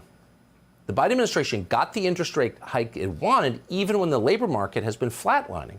William Beach runs the Bureau of Labor Statistics. Marty Walsh runs the Department of Labor. They need to explain why anyone should ever... Why should we trust the government's numbers ever again? Motherfucker, what are your numbers? You got some dipshit Dude, Where's My Car ripoff graphics that you put up. You showed a clip from Jerome Powell, which is, by the way, the opinion of the Fed and how they can best control the circumstance that we're in financially as far as dealing with inflation, cost of oil and gas and products across the country. But this is the same motherfucker who told you that Biden's the reason that turkeys were more expensive at Thanksgiving and not the fact that we had a fucking avian flu outbreak that killed half of them. And talk about first-year economics, supply and demand, anybody? It's Thanksgiving, demand high. Thanks to avian flu, supply low. Still, did it wreck, like, did we have the darkest Thanksgiving on record? Shut the fuck up. Trust the most basic economic numbers, government issues ever again. And it's one thing to get the numbers wrong, but then to base future policies on numbers you know are wrong. What is... Also, by the way, Biden's not telling the Fed what to fucking do. As a matter of fact, I guarantee there are people in the Biden administration who are more like labor conscious who would like the Fed to ease off some of that stuff a little sooner. They would have liked a quarter point, and they would like him to stop at the next one, just announce that and let the boom start, because that's what they think will follow. But the Fed doesn't listen to the president. He does his job, and the president ultimately, I guess, could, in an emergency, replace Powell or something, but that's not anywhere near where we are. And Powell is just an old school Volckerite who thinks that this is an issue of too much money in circulation, which if you look at the liquidity problems, both here and abroad, that's not true. What is that? That's what they're doing. Jerome Powell should probably answer that question fairly soon. He won't join us tonight either. Gee, I don't know why there's such a great conversation being had and so smart and understanding of the fucking hell. We are not currently, folks, we are not experiencing monetary inflation right now. We just came out of a pandemic. China is entering the worst of it. 5,000 dead a day estimated right now in China. We are extracting ourselves from the factories in China at a lightning clip, moving them to the fucking Czech Republic and Vietnam and Indonesia and India next. That takes money, that takes time, that makes supplies limited because they can, in that transition, either things are not being produced or fewer of them are being produced, or it will take time to build up factories and outlets to actually supply these things. And then there's shipping extra, expenses depending on where they used to come from versus where they are coming from now. That's what's causing the rise in prices in the U.S. market and in most of Western Europe and Canada as well. That's what's doing it. Not we dumped a bunch of money into the fucking economy, because again, the U.S. Treasury and the federal government dumped approximately, over the course of about a year and a half, $6 trillion into the U.S. economy to keep businesses afloat in the form of grants, loans, and other things. And the hole created by COVID was $20 trillion. Businesses destroyed, people dead, their entire livelihoods wiped out, productivity gone. You stack all that together and there is no fucking way you can plug a $20 trillion hole with $6 trillion. And anybody who's like, we printed money to solve these problems, is fucking Rick Scott on Twitter. Hold on. Hold on. This video of him, Scott. I think he's, yeah, here he is. This is him trying to come out against the Omnibus. This dickhead. Watch this. Same stupid argument. Biden's inflation is causing pain all across Florida. Biden's inflation is causing pain all across Florida. And he's gone to the Don Jr. School of Public Speaking, so he immediately has to look at his notes after that one sentence in a noisy fucking hallway, by the way. We have people that can't afford the gas and put food on the table. That's what happened to my mom when I was growing up. We grew up. Oh, when Biden was president, when your mom was a kid? What the fuck? What? Or when you were a kid and your mom couldn't put food on the table? Did you try to put gas on the table, maybe? A poor family. We have people that were delaying their retirement. We have more people going to food banks than ever gone to food banks before. During COVID. Don't give me statistical numbers from when Trump was fucking president. People coming out of retirement because they can't afford inflation. This has got to stop. It's only going to stop if we stop wasteful spending. No, it isn't. Asshole, the spending is to make up for the deficit in available goods, specifically for people that can't afford gas and food. What do you where do you think the food banks get most of their funding from? Ugh. Anyways, so this asshole and other people think that the problem is there's too much money in circulation and that's driving prices up. That turkey went up not because more turkeys died this year before Thanksgiving in the United States than at any other time in history ever. No, it wasn't because of that. It was because we bailed out and gave unemployment insurance to people who were destitute, who were going to get kicked out of their fucking houses. That's why. They want you to hate the people who got help during COVID. Okay, now, just when you thought it couldn't get any more miserable, ladies and gentlemen, I give you the most miserable man on the internet, Greg Kelly, who's already so bored with his show that he's checking his watch. Now, I don't know why. Let's see, on this guy right here. Let's see. This is his whole thing. Again, the reason, for the record, the reason why there are so many crossings at the border is because of repeat crossers. Because Title 42 immediately rejects people. They go straight back to Mexico and they try again. Then they get caught and then they try again. Then they get caught, which artificially raises the numbers, which is why the Republicans want to keep Title 42, because it keeps the numbers artificially high. You get me? All right. Clip that shit. Neither of which would have shifted. Oh, sorry. Hold on. We got to cut to this. All right. As of 90 seconds ago, Title 42 is still in effect for how What do you mean? As of 1 second ago, dumb fuck. much longer? We don't know. This Trump-era policy. It's not look, a Trump-era policy. He didn't write it. It existed already. It was implemented. You know what was a Trump-era policy? Maybe put some bleach in the lungs, perhaps getting the sunlight on your organs, maybe just opening people up and splaying them like a shrimp, is making a horrific situation at the border somewhat more manageable. Apparently it isn't. It's still in place, and it's never been worse.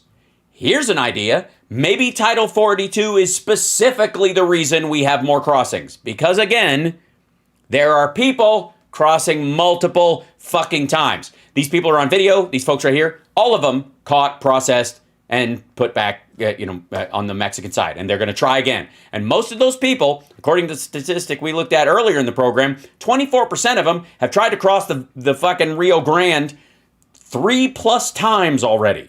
But to Greg Kelly, that one person is now 4. Because that's Republican math. The Biden administration is intent on getting rid of Title 42. They have gone to court. They really seem intent on destroying America, don't they? No.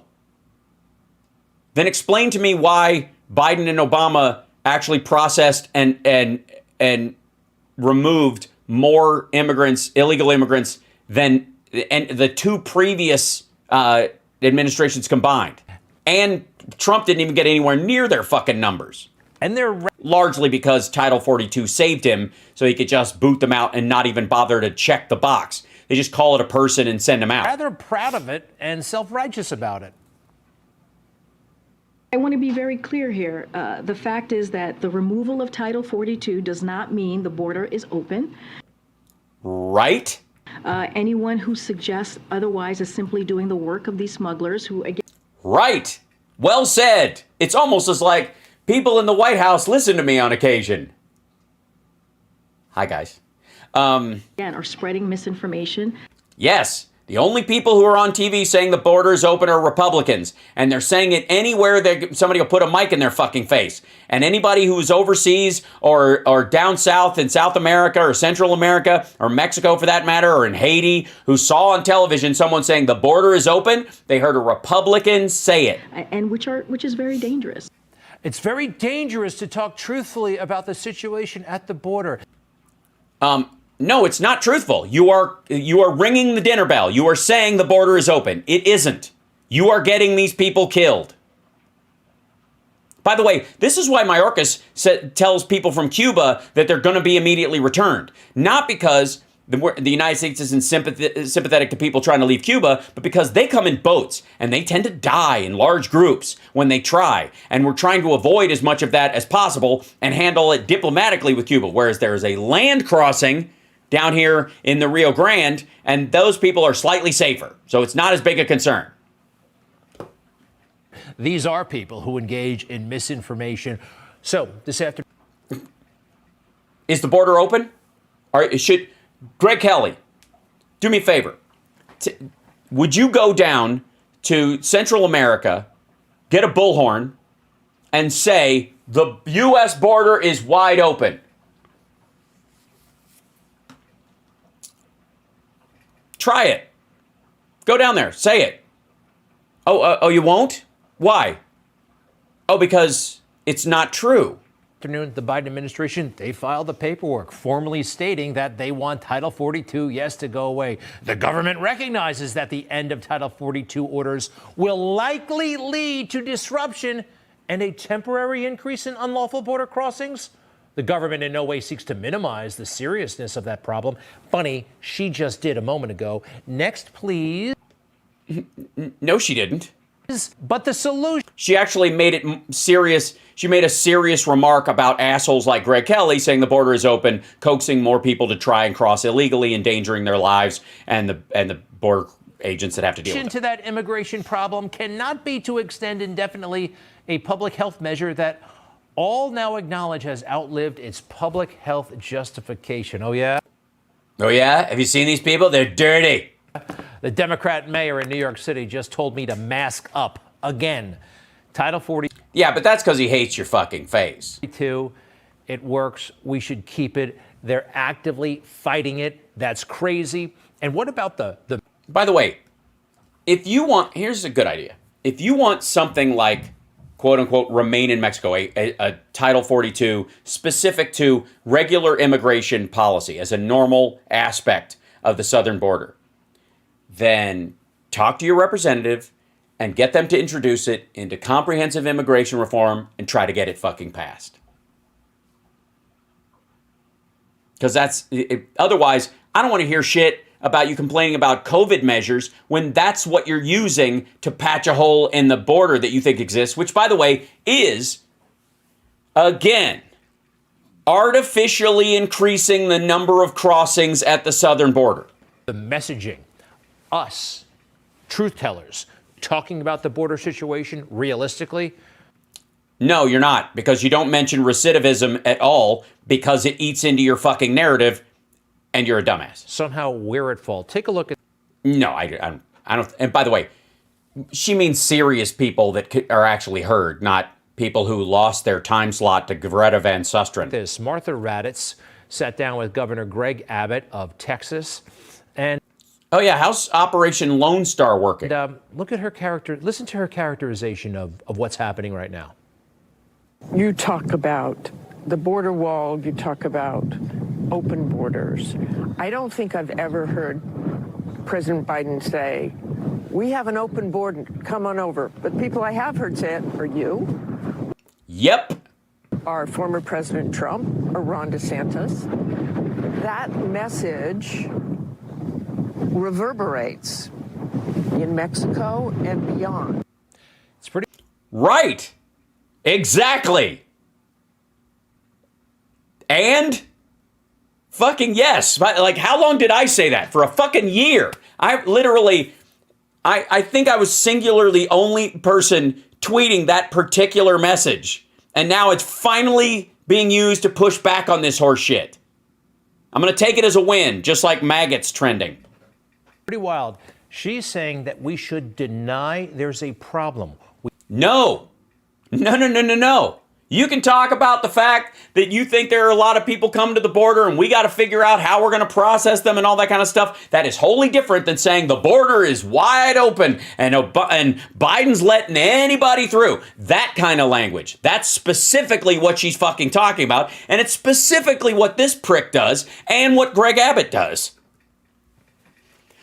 You can't talk about it. This is... No, you just have to use big boy words, dipshit. Wannabe disinformation and misinformation, which the mainstream engages in all the time.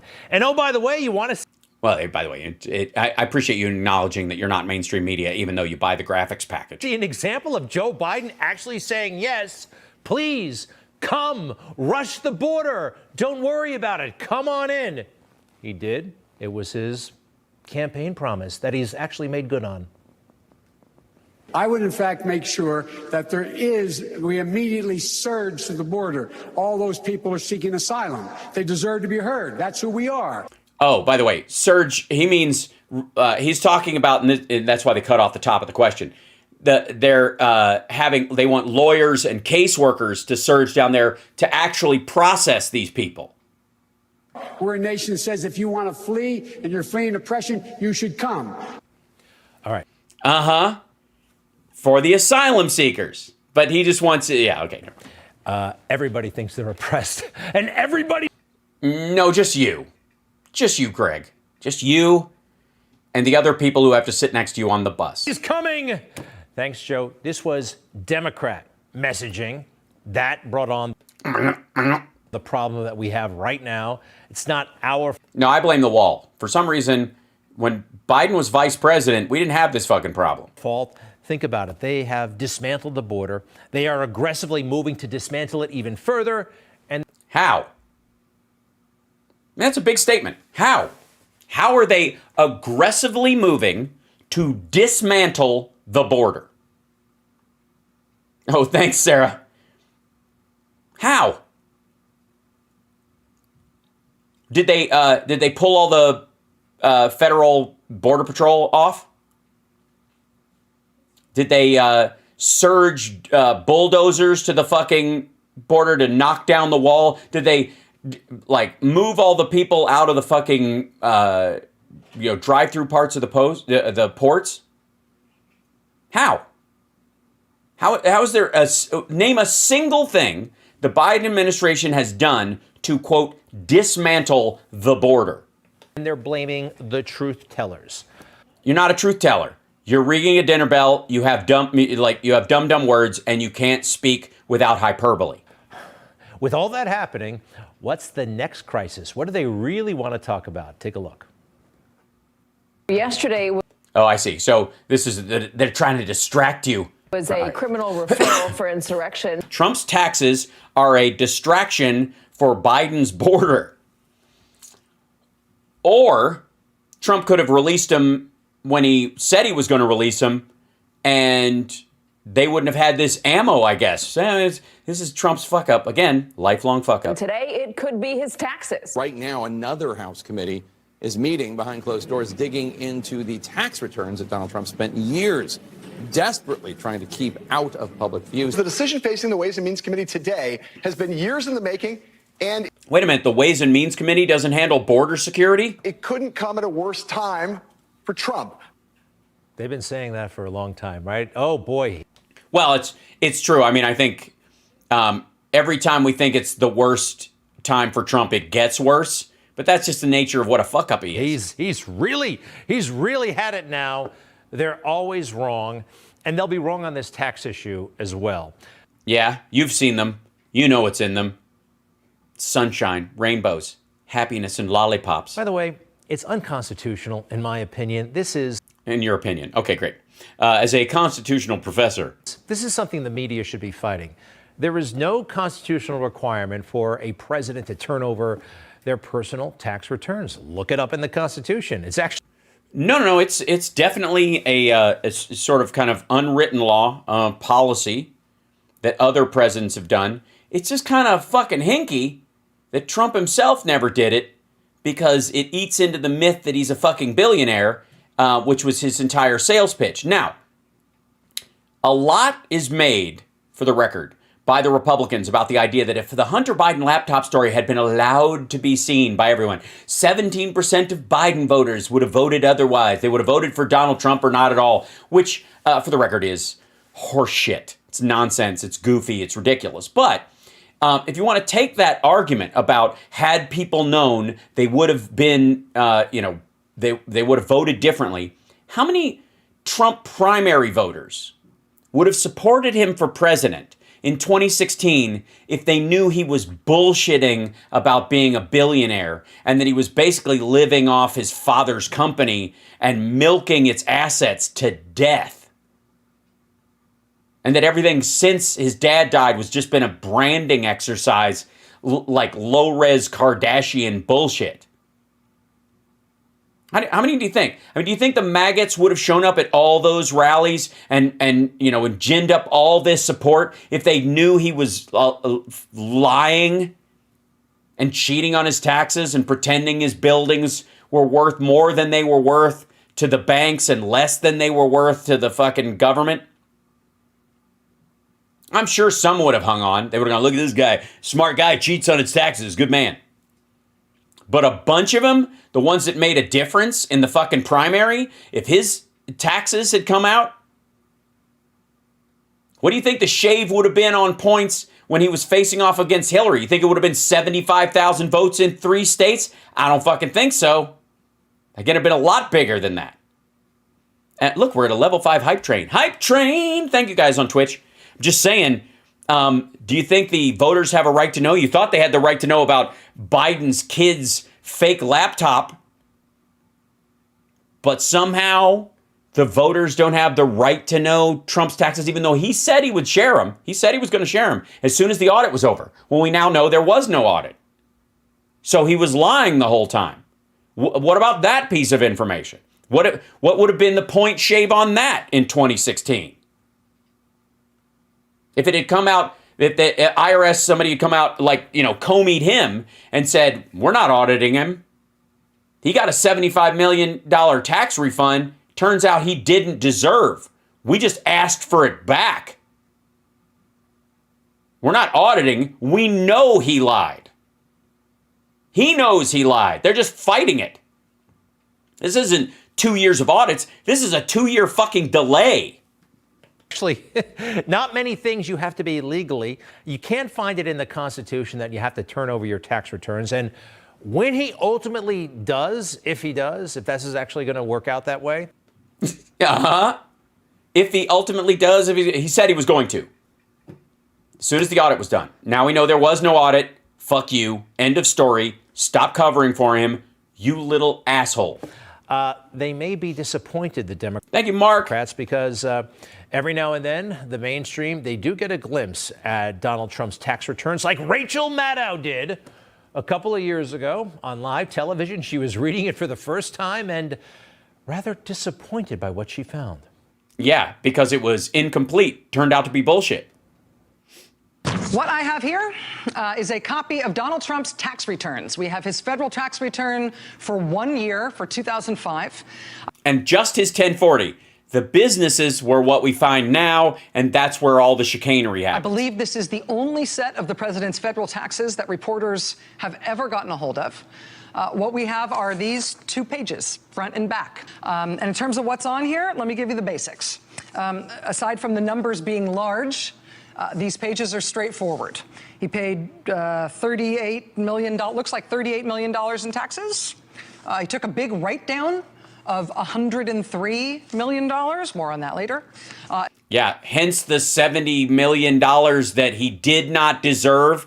This is what led to, by the way, that refund that he didn't deserve to If get. you add up the lines for income, he made more than $150 million in that year. Mazel tov. So a billionaire is rich and getting richer.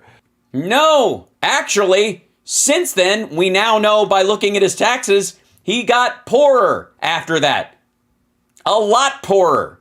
As a matter of fact, if he paid $38 million when it was riding high on the fucking Apprentice and selling books and doing other shit, he was, I guess, technically doing all right. Well, in 2015 and 2014, $715 in taxes, $0 in taxes. He was effectively broke. He was even his merch was losing money.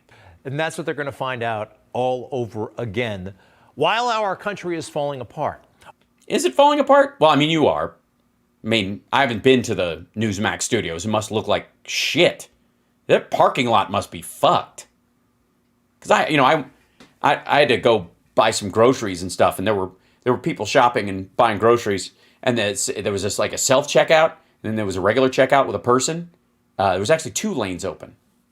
That's it. That's the whole story. Why do they want that border wide open? Really? They don't. They just said so. Fuckhead, you just played a clip where she said the border isn't open, and the only people that are saying so are people who are attracting people like this, who are endangering their lives trying to cross the border. Why is the Biden administration fighting in court to revoke Title 42? Well, because it will bring down the number of crossings.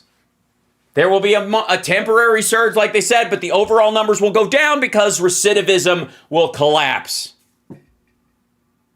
If the Biden administration is able to get rid of Title 42 and it actually goes away, the numbers will start to look like 2017, 2016 again, and then we'll have a normal conversation about what it happens. And by the way, these assholes will be selling the idea that there are caravans coming. That story will come back because that was the only thing that worked when there weren't that number of people sitting on the Mexican side of the border trying multiple times to cross. There are a couple of reasons. You probably know them by now. Cheap labor. They want the cheap labor. Sorry, are we talking about Democrats or Trump? You do know that he employs undocumented workers at Mar-a-Lago, right? They want the votes. They can't vote. Asylum seekers can't vote. Non-citizens can't vote. If they ultimately get citizenship, they'll only get it in a fucking decade. It's not going to help in 2024. And the other thing is that Republicans are always clamoring about the fact that they're gaining ground with Latinos because Latinos don't like illegal immigration any more than anybody else. As a matter of fact, they're more against it because they don't like where these folks are coming from and that they come from socialist countries, even though they're fucking escaping it, obviously. So maybe they don't like it, whatever. But the point is that Latinos, because of pro-life issues and other things like that, it's entirely reasonable to think that they'll eventually become Republican voters. And these folks, when they get to America, I think they're going to be pliable. That's what? They're going to be pliable, like intellectually soft in the head? Is that what you? This is what you think that these migrants crossing the border are just kind of dim-witted and easy? Just the Democrats are just going to stick a fucking hook in their forehead and drag them around for the rest of their fucking lives? At least they're thinking. Jesus Christ! Project much? That they'll Mr. Plato brain. want to kind of go with the flow, not call. What do you mean go with the flow, motherfucker? A lot of them end up living in Texas. What going with the flow in Texas means acting like a Republican. Cause too many waves. A controllable population. Those who come here illegally tend to hide, tend to avoid. Yes, because they're illegal. That's not the case if they become citizens. Once they're visible, they tend to just do whatever the fuck they naturally would do. They might be, weirdly enough, grateful to the party that actually gave a shit and gave them a chance to be a productive American. And so over time, and this is what they're afraid of, might eventually vote with Democrats on stuff because that's the person that didn't leave them in fucking Mexico to be attacked. And tend to not cause, well, they just don't want to be arrested. Unlike regular Americans, they just don't want to be arrested. Hi. You need the code so she can call her. Huh? You need the code so she can Oh. Oh, yeah. Okay.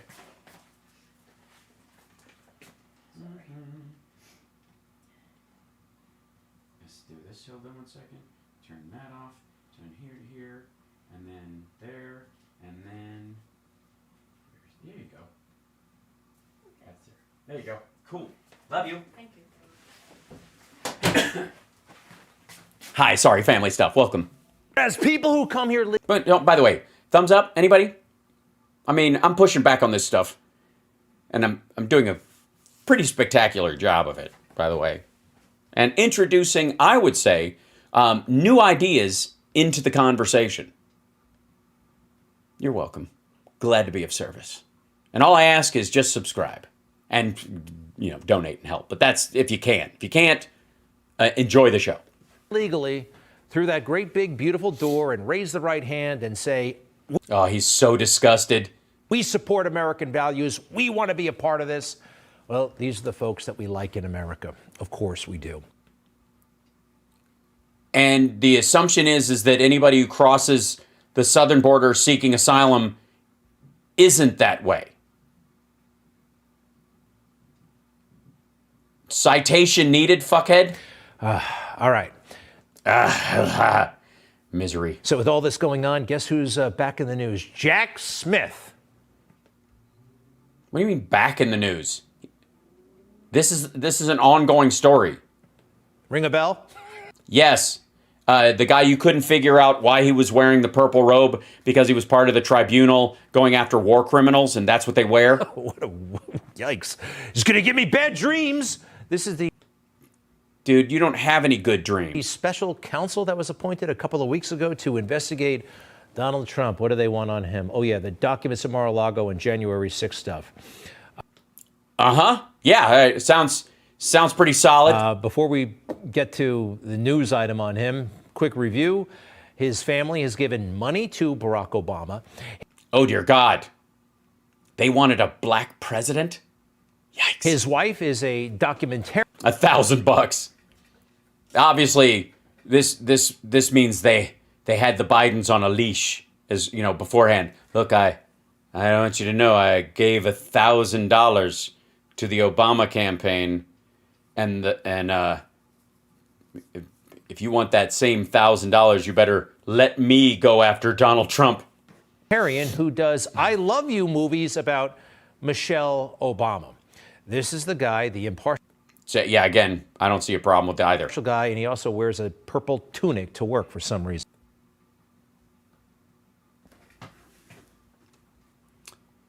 What a dick. Hold on 1 second. Check.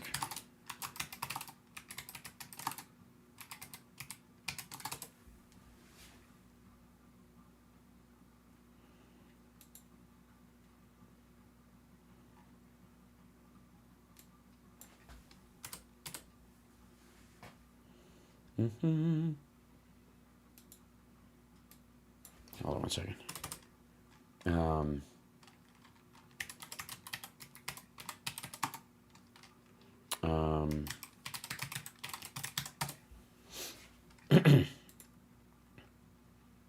This is the picture he's using.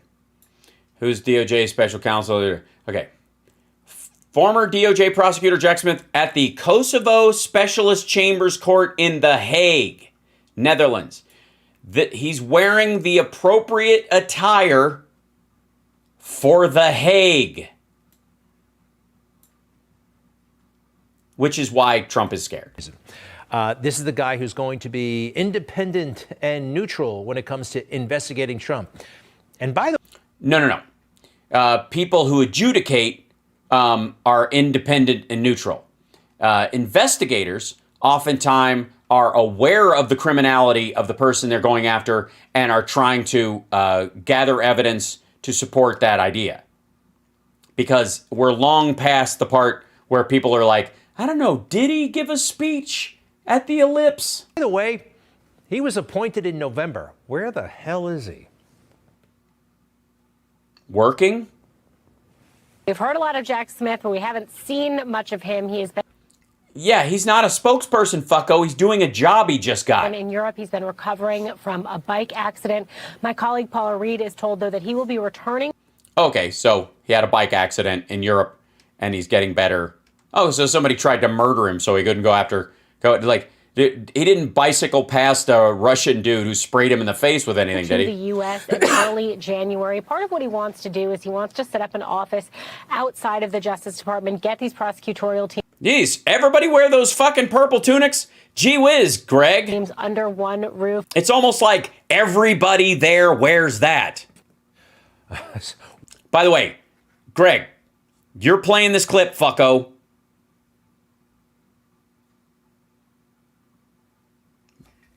Why don't you point out that everybody's wearing the same tunic, dickhead? What an independent move. He's going to set up his office outside the Justice Department, maybe across the street at the... He can't. I think Navarro's house is there. FBI, huh? How independent... You think real estate has anything to do with this? Well, yeah, it'd be helpful. What the fuck? Where's he supposed to do it from? Fucking Florida? By the way, quick reminder, the FBI, we got to move it. It's got to be renamed, restaffed, and moved. No, we don't. Moved out of Washington, D.C. Why? It's the Federal Bureau of Investigation. Washington is the capital of the country. They have field offices. Fuck is wrong with you? See, right now, they've got a complex that's bigger than the White House. Yes, because they have enormous staff, stupid. Right in the middle of Congress and the White House on Pennsylvania. What do you mean right in the middle? What do you think people like who serve at the White House or at the Capitol drive by with trepidation thinking that, oh shit, careful, the FBI is watching out the window? What kind of paranoid horseshit is this? Pennsylvania Avenue, they think they're their own branch of government. They are. They're part of the DOJ. And that's dangerous. It's actually a holdover, I believe, from J. Edgar Hoover.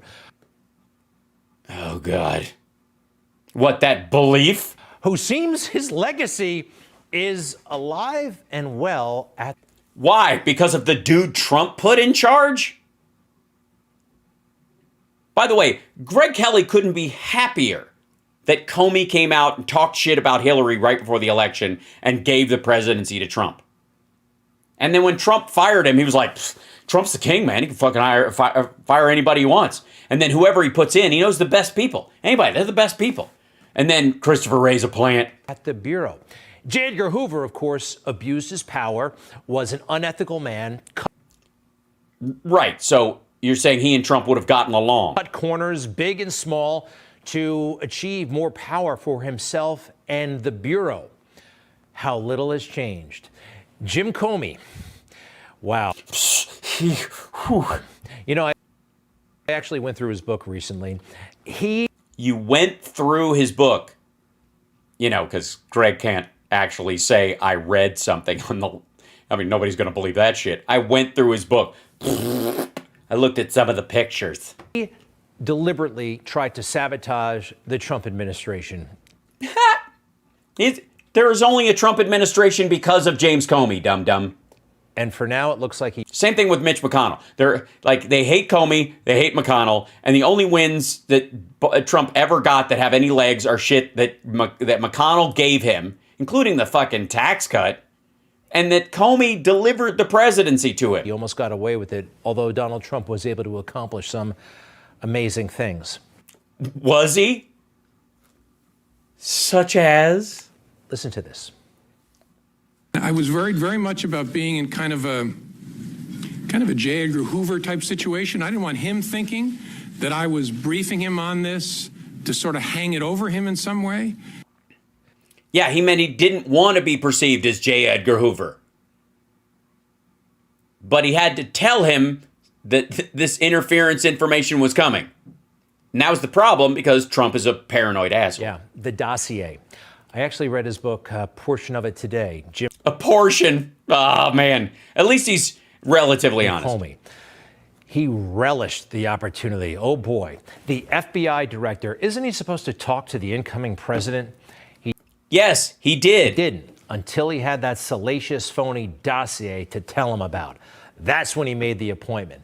That and all that stuff about Russia interference, which was exaggerated and hyped beyond belief. No, it's not beyond belief at all. It's actually quite believable. All in an effort to sabotage an attempted sabotage of the administration. To sabotage an attempted sabotage? That's a double sabotage. That means he was trying to help? Yeah, that works out. This is not a by-the-book guy. He actually admits it at times. In his book that you perused? He likes to get away with things. You look at this White House now, and it's hard to imagine 2 FBI agents ending up in the sit room. How did that happen? I sent them.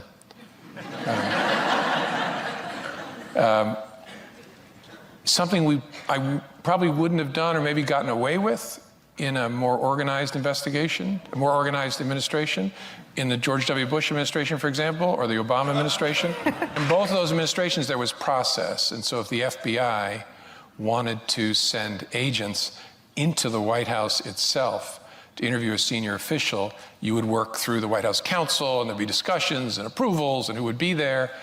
And I thought it's early enough, let's just send a couple guys over. Just send a couple of guys.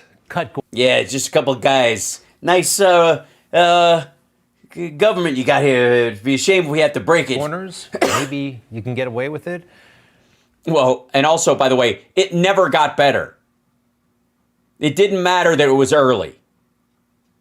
Fucking Sidney Powell and Mike Pillow were able to just saunter into the fucking Oval. The sycophants around Trump would, like, anytime somebody from the Justice Department or something that wanted to come in and talk to them, they were like, ooh, this is government-y stuff. They should, oh yeah, go ahead. And any dumbass that Trump wanted to yammer with, from Kanye West to fucking Ted Nugent to Mike Pillow, they could just waltz right in too. There was no system in place because Trump never had to answer to anybody. He was a second-generation rich kid who ran his dad's business. There were no stakeholders or shareholders, and he doesn't give a rat fuck that there'll be anything left of the company to give to his goddamn kids. You think he cares? Shit, he can't imagine a world without him. And maybe it did. I don't think so. This sending the FBI to shake things up, to intimidate, to possibly coerce an yeah, that's what it looked like. Organization into doing something. Yes, is that a wall mirror? What a shitty way to get a shot. Is that what you think the front of the fucking White House looks like? By the way, who's growing all that weed on the porch of the White House during the Trump administration? Subtly. That's a trick of the trade. It goes way back to J. Edgar Hoover. Trick of the trade? You know, they pulled it on 2 Republican senators, Senator Johnson, Senator Grassley. They were making real progress in their Hunter Biden probe. Really? Because I've seen I've perused the 1,000-page report, which is basically just all the shit he's filed over the last couple of years that I've seen, like, as he's posted it. So they just put it into one giant document, which goes fucking nowhere. They sent the FBI in to discredit that probe. No, to warn them that they were taking the bait. If they hadn't, it would have been a violation of their oath of office to protect the country against all enemies, foreign and domestic. The FBI showed up to brief these two gentlemen on Russia. Oh my God! Did they shirt collar brief them? Listen here, man. You're gonna listen to me, eh? And I'm gonna tell you the truth about what's in this dossier, and you're gonna believe. And if I have to shove it down, sorry. Disinformation. I can't stand like that. It makes me cough. It is now understood that that was an attempt to discredit the entire probe. No, it was to let them know that the probe was horseshit. If the FBI briefs them on such a matter, well, that means it must be happening, and that means it's leakable, and that means it's printable, which it is. The Washington Post wrote it, and they tried to discredit the entire probe. Oh my God, the entire probe. Hunter Biden that these senators were carrying out. Yes, that went nowhere, and ultimately the Republican senatorial committee that was looking into this shit said we didn't find anything that involves Biden and his son in business together. But what is Trump saying about all this, you know? Nobody cares. Oh, we don't hear from him as much. You don't hear from him as much? Are you just ignoring him? I think we will more after the holiday. Yeah, he's probably taking some time off to, I don't know, do an infomercial, maybe be the new Slap Chop spokesperson. He's not on Twitter. I hope he goes back, but he is on True Social. And he has a lot to say about what we're learning about Twitter and the FBI. We've been covering it here on Newsmax. The FBI and the Twitter kind of in bed together. Nope. Wait, that's it? The FBI and Twitter are in bed together. Cut. The FBI and the Twitter kind of in bed together. That's it. That's their idea of a clip. Do they just... It's like the editors at Newsmax who have to put these clips online just stop giving a fuck. And they're like, nah, never mind. By the way, you're watching Hal Sparks Mega Worldwide. Thank you so much. Good to see you. It's Thursday afternoon. Tomorrow, 2 regular shows. Morning show, Philip Ittner is going to be joining me and it'll just be a 1-hour show. I hope that's okay. It's a holiday weekend. And then regular show in the afternoon. All good. And I gotta bail now because they're going to come over and we're going to a hockey game. So thank you so much. The last 10 seconds was the money shot. That's exactly right. And I want to say thank you, chat room. I do think the best thing out of this episode, beside the fact that Karine Jean-Pierre and Martha Radish both are basically quoting the argument I've been making for fucking 15 months about this Title 42 and the border, is that, again, reminding everyone that recidivism is why the number is so high, that they want to count every one person who crosses 5 times as 5 separate people, and that once you get rid of Title 42, it goes back to just the one person crossing. I'm not giving the finger to the chat. I don't want anybody to think that. Anyway, so love you guys. Thank you. Hockey is the best in person. It is true. Thanks, Crazy Insane Alien. I'll run at some point.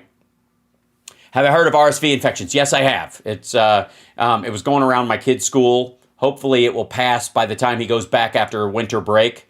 Much love to you guys as well. Thanks so much. And just, that's a good one to, if we're going to drop in on arguments or anybody's pushing this open border shit, it'd be nice to remind them that the reason the numbers at the southern border are so high is because of recidivism. And once you get rid of Title 42, it goes back to the regular one, which is why Republicans want to keep Title 42, because it artificially keeps the number high. Oh, Bo had Philip on. Excellent. That's great. I bugged him about it. And he was like, it's in the works. And I was like, good. And they ended up doing it. That's terrific. So anyways, I will see you guys tomorrow. Take care of yourself and take care of somebody else. And I love you guys. And thank you guys for all the support. Thank you guys today. Oh my gosh, Julie Swenson, thank you for the super chat. Holy smokes. And again, I wanted to, I want to thank Mary Chandra. Thank you so much for the gift. That was lovely of you guys. It was way too much. And by the way, also, I don't even know, Stephanie and Mark, Vunkanen, Vunkanen. Thank you guys so much. Appreciate it. Yes, and we will. Yes, and I was right about TikTok again. We'll talk about that in the morning. We'll talk about TikTok tomorrow as well. Huge story. And ByteDance is looking at everybody's like messaging, and like it's terrible. It's fucking terrible. It's ridiculous. Get TikTok off your phone. It's malware.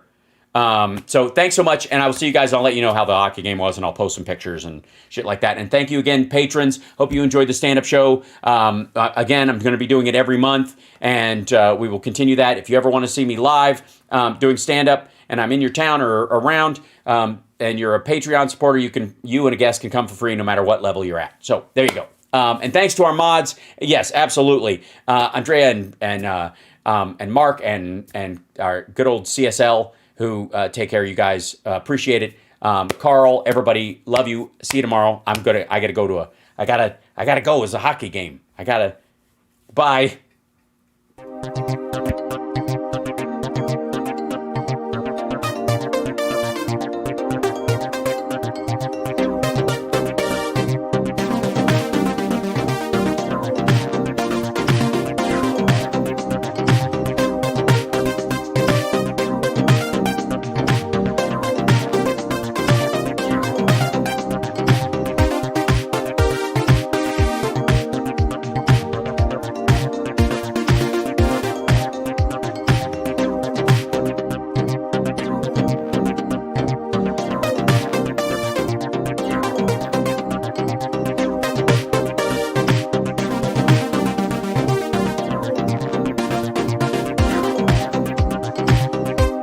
Gonna have a Midas touch raid right now.